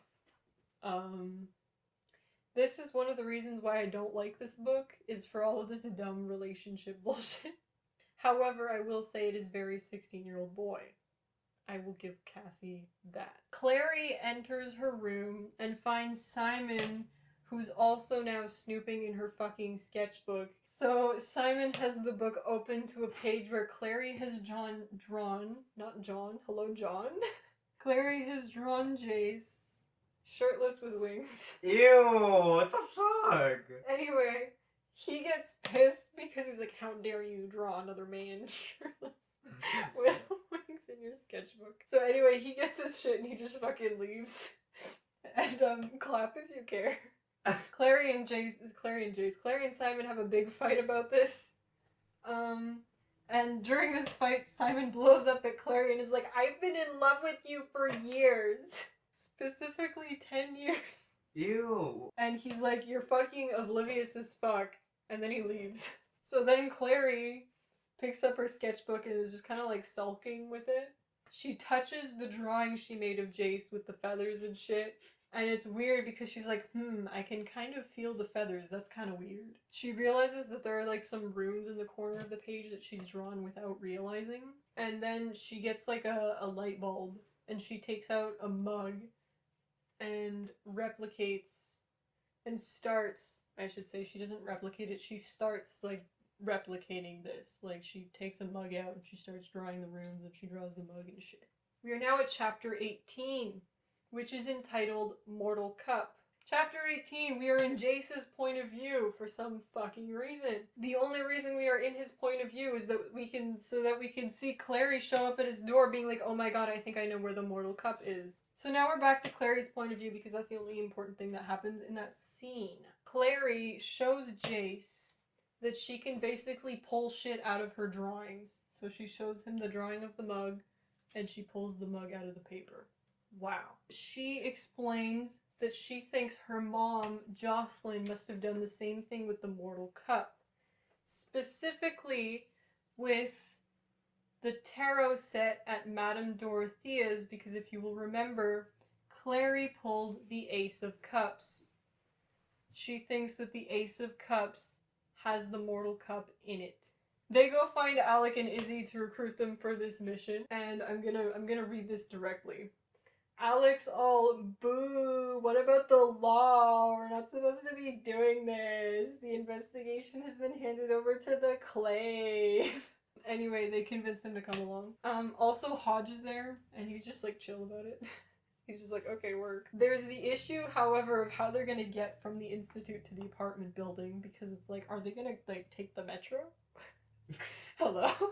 So Clary calls Simon, who's supremely mad at her, and she's like, hey, you know how Eric, your guy in the band, has that van? Oh my god. Can you borrow his van and drive us to the apartment? He only agrees, however, because this could save Jocelyn. If they find where the mortal cup is, they could trade the mortal cup to Valentine in exchange for Jocelyn. They could get her back. She could be safe. Clary and Hodge are in the library waiting for Simon to show up with the van. Hodge is like a gossip, you guys. Gossip girl. Hodge says that he knows about Simon's unrequited feelings for Clary, and he knows about Alec's unrequited feelings for Jace. And he implies that Luke has the same thing going on for Jocelyn, which we kind of already know, because we know that Valentine has feelings for Jocelyn, Luke has feelings for Jocelyn, but who did Jocelyn marry? Valentine. Kind of speaks for itself. And that the reason, he also says that the reason Luke left the circle is because he was heartbroken over Jocelyn marrying Valentine. I have then written that this whole scene is super fucking fucked up, because basically Hodge's tone very much implies that it's the fault of the girl who does not reciprocate the feelings for all of the shit that the boy does because the feelings are not reciprocated. Is that dumb as fuck? Yes. Do I agree with it? No. Did this speech slay? Absolutely not. Clary leaves to get a jacket, and when she comes back, everyone's in the library, and they all leave because Simon's there. Alec has brought a bow. In case you forgot, Alec has never killed a demon before. Simon remarks that he did bow. Yes. He did archery at a summer camp a few years ago. They get to Clary's apartment. Jace, Izzy, and Alec go inside of the apartment to like scope it out first, while Clary and Simon wait in the car. Clary and Simon talk about some shit that I literally don't care about. So then the girls come back, and Alec switches his bow out for a staff instead because he's fucking determined to pop his demon cherry. I hate that. Ew. I really hate that. Simon stays with the van and everyone else goes inside. Dorothy's apartment, she lets them in, but only talks to Clary. So Clary tells Dorothea that Valentine took Jocelyn, her mother, and that she's looking for the cup, and that Dorothea has the cup. And Dorothea gets the tarot cards, and Clary tries to pull the mortal cup out of the Ace of Cups. And does it work, Bestie? Do you think it works? No. It works. Oh. This is a win for the girls, is what I've written. That is the end of chapter 18. Alright, we are at chapter 19, which is called Abaddon. We will get to why it's called I thought it was Abdullah. Abaddon. Paula Abaddon. Paula Abaddon. We will get into why it's called Abaddon in a second. However, I would like to mention first that at the beginning of the chapter there's some banter about somebody. I think it's Izzy. Izzy is like, I thought the mortal cup would be bigger. And I think it's Jace who says, Izzy, it's the mortal cup, not the mortal toilet bowl. I just think that's iconic. Dorothea is like, the cup is damaged, let me see it. And they're like, no. So Dorothea opens the portal in her apartment. A demon comes through the portal, possesses her. Okay. And she attacks the girls. To try to get the mortal cup. The demon itself is Abaddon. That is why the chapter is called Abaddon. Abaddon is demon of the abyss, and he is a greater demon, meaning that he's like a boss. And I mean that in the video game sense, not in like the Doja Cat bitch boss sense. Boss bitch? I don't know why I said bitch boss. Boss bitch. Baby boss. Baby boss. boss. Baby. Boss baby. Alec immediately gets fucking wrecked. And anyway, shit starts looking really fucking rough. They fight their way out of the apartment into the like lobby or whatever. Remember where the skylight isn't clean, so it's really dark and shit? Yeah, I literally wrote, remember that the foyer is crusty. Ew. And then Simon, this is the only king move that he has in this entire book. He shows up with the bow and arrow that Alec left in the car, shoots the skylight, the glass breaks, the sun streams in through the skylight, the demon vaporizes because of the sunlight. The fight is over, but Alec is looking like absolute garbage, mama. They try to heal him with runes and shit, remember Iratzis? But Alec has demon poison in him. Alec has been poisoned by the demon, so it doesn't work. So they have to take him back to the Institute. So they're back in the van. Simon is driving. Nothing happens here that is of any interest except that Clary confirms that she still has the cup. So now we're in the infirmary. Suddenly we get a little jump. We're in the infirmary now. Jace is being broody about the fact that Alec is injured. He's like, oh my god, it's my fault. Get over yourself. Hodge comes out. Be who you are, for you. He's like, I can't do anything. We have to call the Silent Brothers. And Clary tells Hodge, because she's dumb, Clary's like, I have the mortal cup. Oh my god. So Hodge, at this point, I think Hodge and Clary are alone in the hallway. And Clary's like, I have the mortal cup, and she shows him. And Hodge gets fucking starry-eyed. And he tells, no, they're not in the hallway alone, because he tells Jace, he goes, you look just like your father. And then he makes his raven attack Clary to get the mortal cup. Hugo the raven gets the cup from Clary. Also, Jace is unconscious at this point. Why is he unconscious? Don't know. He's just been knocked unconscious at this point. Hodge takes the cup and reveals that he's actually been working for Valentine all along. Whoa! Who cares? He takes a ring off of Jace's unconscious body and uses it to contact Valentine right in front of my salad. Right in front of Clary. Valentine appears in a projection form. So this is our first Valentine reveal. He's got white hair, he's broad-shouldered. I don't think he's hot, but granted he's like a Joe man. Biden? Joe Biden? I'm gonna put a picture of Joe Biden here. Valentine looks like Joe Biden. We find out that Hodge has made a deal with Valentine. So in exchange for Hodge getting Valentine the mortal cup, Valentine would lift the curse that is keeping Hodge confined to the Institute. And when Hodge mentions Jace, Valentine gets weirdly touchy about it, and seems weirdly protective of Jace. Valentine takes the cup and also takes Jace, and he also lifts Hodge's curse before he leaves. We get a moment where Valentine says that Jace will, quote, be with his father soon where he belongs. Oh. Jace's father is dead. Oh. This is the end of chapter 19. We are now at chapter 20. It is called In Rat's Alley, which I think would have been a better name for the chapter where Simon gets turned into a rat. Clary and Hodge are still in whatever room they're in. I think it's the library. But there's like an invisible barrier between them, so Clary can't throw herself at him and sister slay him. I still don't know how the fuck the wall got there, by the way. I think Valentine had something to do with it, but I don't know. Clary begs Hodge to let her out of this wall so that she can go save Jace. Hodge literally couldn't give less of a shit. And he just calls the whole situation complicated. He goes on to say that Valentine did not kill Jace's father.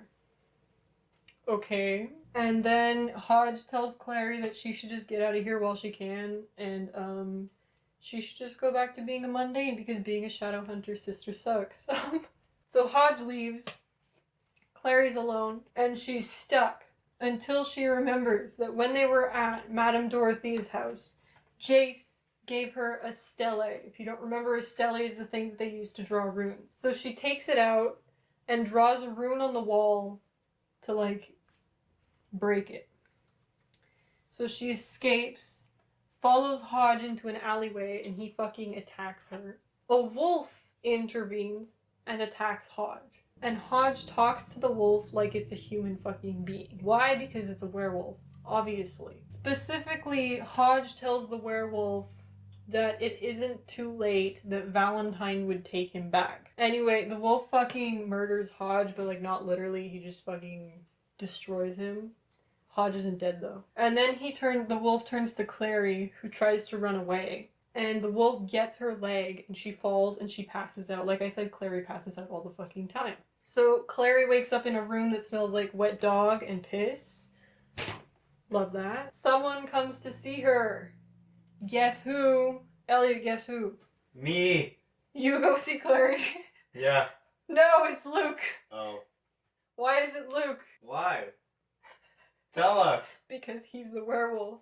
Wow. Wow. Well, Luke is injured and shit, you know, because he's the werewolf that attacked Hodge. Luke is a werewolf. Hodge is not dead, just badly injured. We don't know where he is right now. Good for him. Clary tells Luke everything that happened. 2 of Luke's subordinates show up. He's the pack leader, by the way, obviously. So the 2 wolves like show up and then leave to get healing supplies. Love that for them. Clary then demands an explanation from Luke for all of his shady ass behavior. And this is the end of part 2 and chapter 20. Part 3 is entitled The Descent Beckons. Again, we are talking about descent. Chapter 21 is entitled The Werewolf's Tale, and the entire chapter is just Luke's tragic backstory. Also, I realized that at some point I should have changed Jocelyn's name. I'm gonna change Jocelyn's name now. There we go. Oh, I almost fell. No, it says Jocelyn Fairchild, that's her name. Okay. He grew up in Idris, the Shadowhunter country, with Jocelyn. The capital of the Shadowhunter country is called Alicante. Alejandro by Lady Gaga. Stream it. Alicante. It is also known as the City of Glass, or the Glass City. Luke was a shadow hunter, and Valentine took him in, and they went to school together and shit. You know how it is. The same situation pretty much happened with all of the Circle members. They were like outcasts, and then Valentine saw them and was like, oh my god, you have so much potential, and like took them under his wing. So the same thing happened with like Hodge, for example. Not so much with Jocelyn, but with Hodge. With Alec and Izzy's parents, you know, it was all the same story. Valentine didn't see why they couldn't just turn all of the humans into Shadowhunters so that nobody would ever have to be, like, defenseless or anything, you know? They could just be one united kingdom under Shadowhunter-ness. And Valentine also thought that the Clave was lying about most humans, dying, not being able to survive the transition from human to Shadowhunter.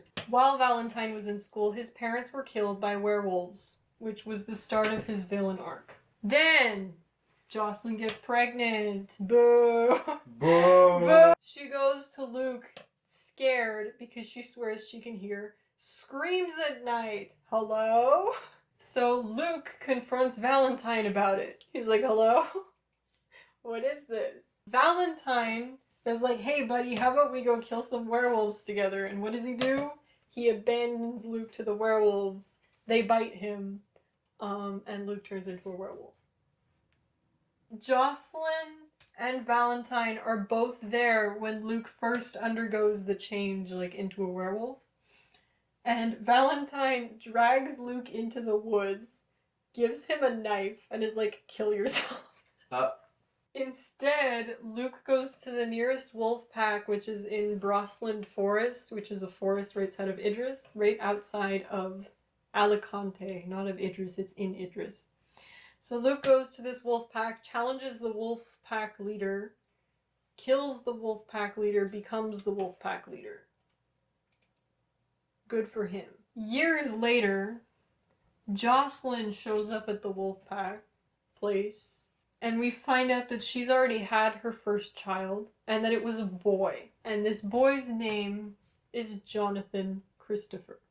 So Jocelyn and Luke start meeting in secret to ruin Valentine's plans because they know about... Jocelyn knows that Valentine is planning the uprising, and she wants to stop it, and Luke has agreed to help her. After the uprising, Jocelyn and Luke run away to the manor that Valentine and Jocelyn were staying in, and they find it burned to the ground with child bones and bones that are probably Valentine's, which is the whole myth that Valentine is dead, you know?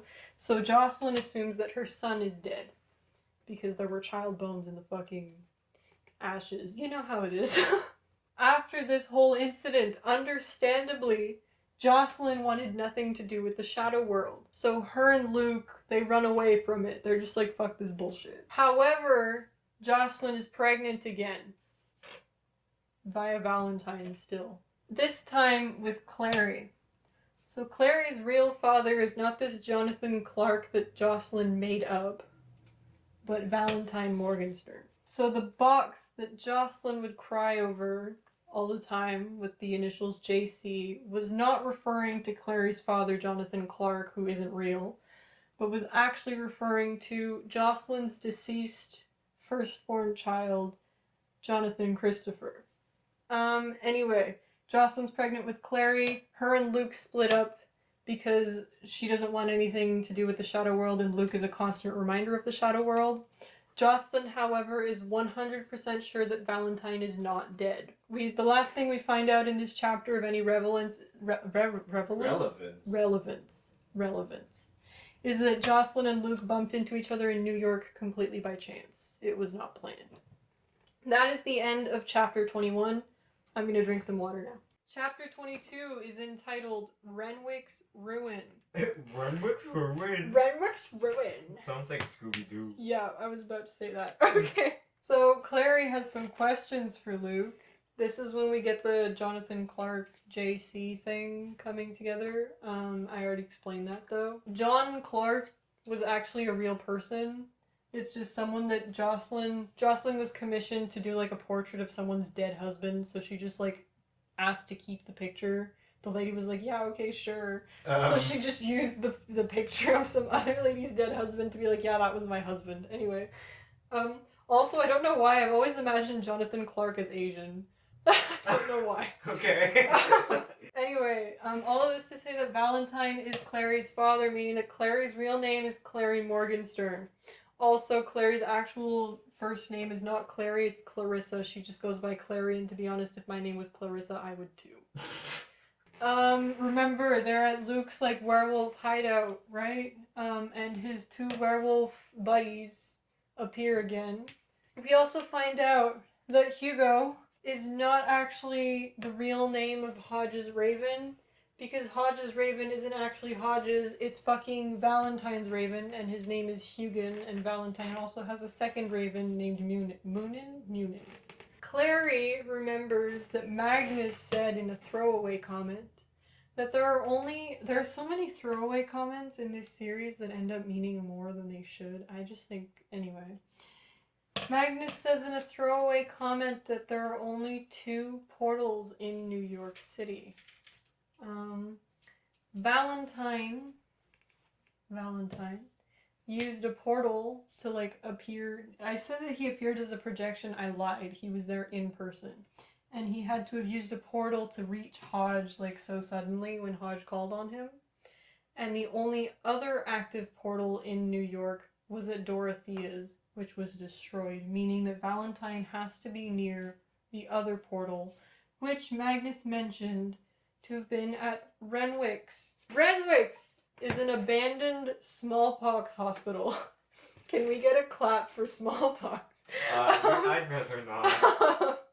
Smallpox hospital on Roosevelt Island, apparently. I don't know if Roosevelt Island is a real place or not.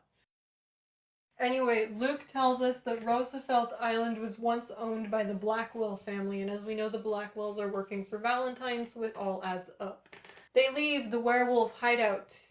We also find out that the werewolf hideout is masked as a Chinese takeout place known as the Jade Wolf.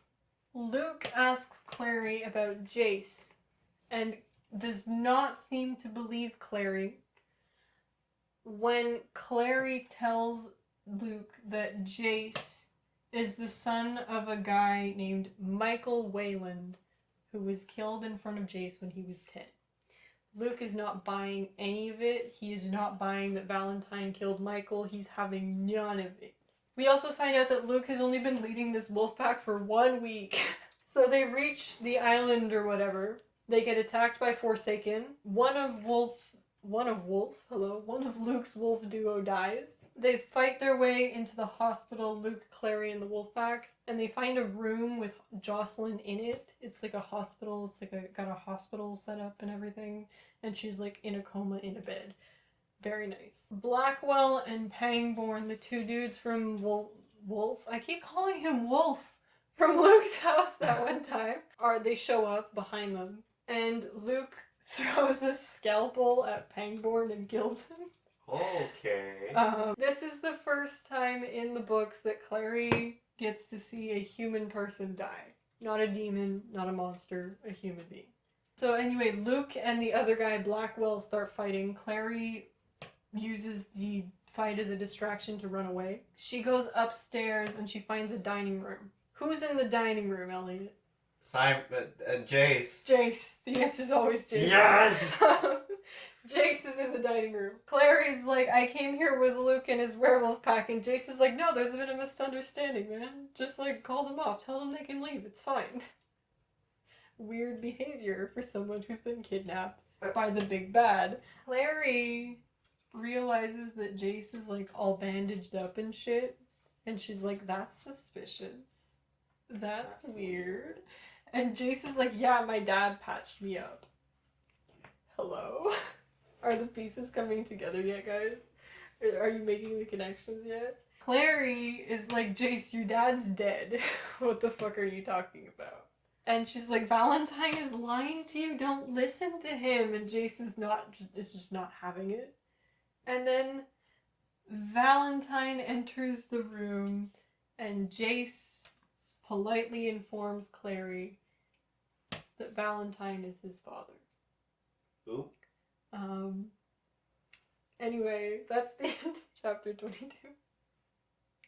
I'm on the floor. Metaphorically, mentally, psychologically, Metaphor. spiritually, I'm on the floor right now. Chapter 23 is entitled Valentine After the Man Himself.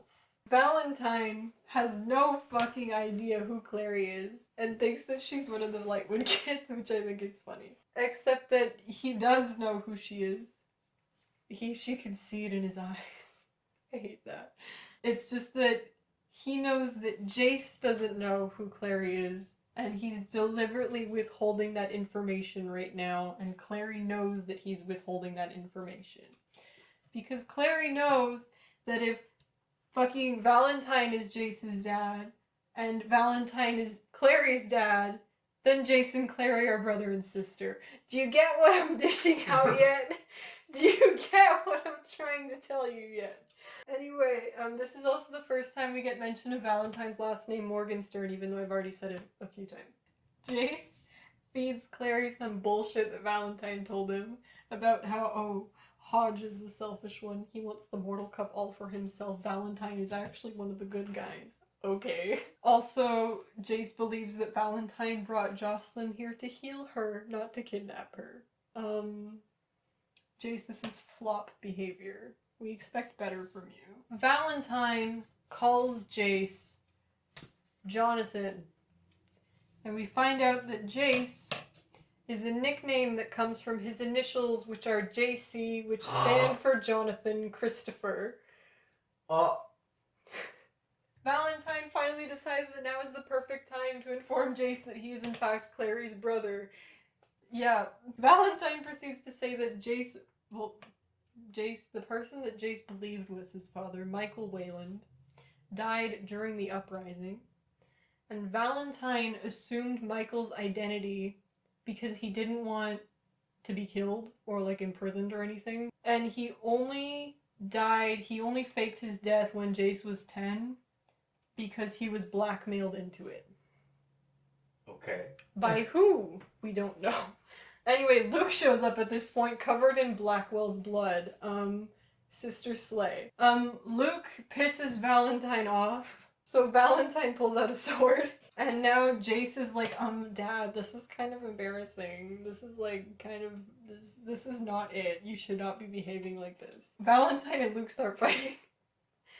And Jace and Clary are just kind of standing by watching. Clary tries to appeal to Jace to like get him to stop being like about Valentine by talking about Jocelyn, who is their mother. The conversation is interrupted by Valentine giving Luke a sister stab. He's about to deliver the killing blow, and then Clary runs forward to like jump in front of the killing blow, and then this starts the chain reaction of Jace running forward to stop Clary from doing that because like That's his sister, and also he's low-key in love with her.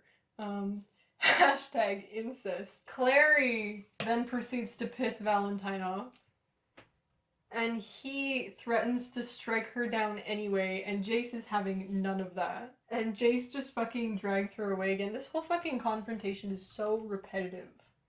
Also, I never mentioned Lily. Lily is one of the vampires at the Hotel du Mort. I never mentioned her, but she was there. Love you, girl. Clary tries to appeal to Jace again, but this time she does so by reminding him that he already has a family. He doesn't need Valentine. I almost pointed at Chairman Meow. He doesn't need Valentine. Neither does Chairman Meow. Because he has the Lightwoods, and they're his family. And then Clary goes, Luke is my family.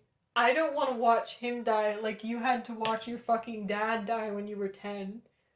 So how about you stop this? And Jace finally intervenes. Jace turns on Valentine and is like, I'm not Jonathan Morgenstern, I'm Jace. Ew. Valentine admits that he put his in-laws in the house that he burned down. There's now a long-ass standoff period, and at the end of which Valentine escapes through a portal, and Clary and Jace let him go. Like, he goads Jace, he's like, kill me now, you won't fucking do it, and Jace doesn't do it because he's a flop, Anyway, also at some point during this entire standoff, Luke's second werewolf person that we were introduced to showed up and was immediately fucking sniped. Rip to him or her, I don't remember who it was. One of them's name was Alaric and the other one was Gretel. Don't know which died when. Anyway, Valentine also breaks the portal behind himself so that they can't follow him wherever he's going.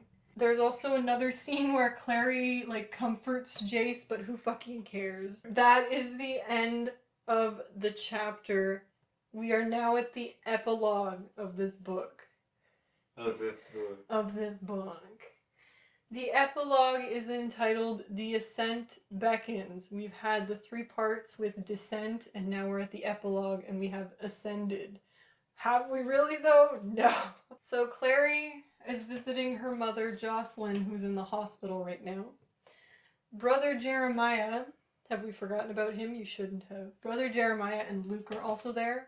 We find out that the Silent Brothers cannot do anything to awaken Jocelyn from her coma. We also find out through a throwaway piece of dialogue that Alec, who was poisoned, remember he was poisoned? His demon poison was cured by Magnus Bane.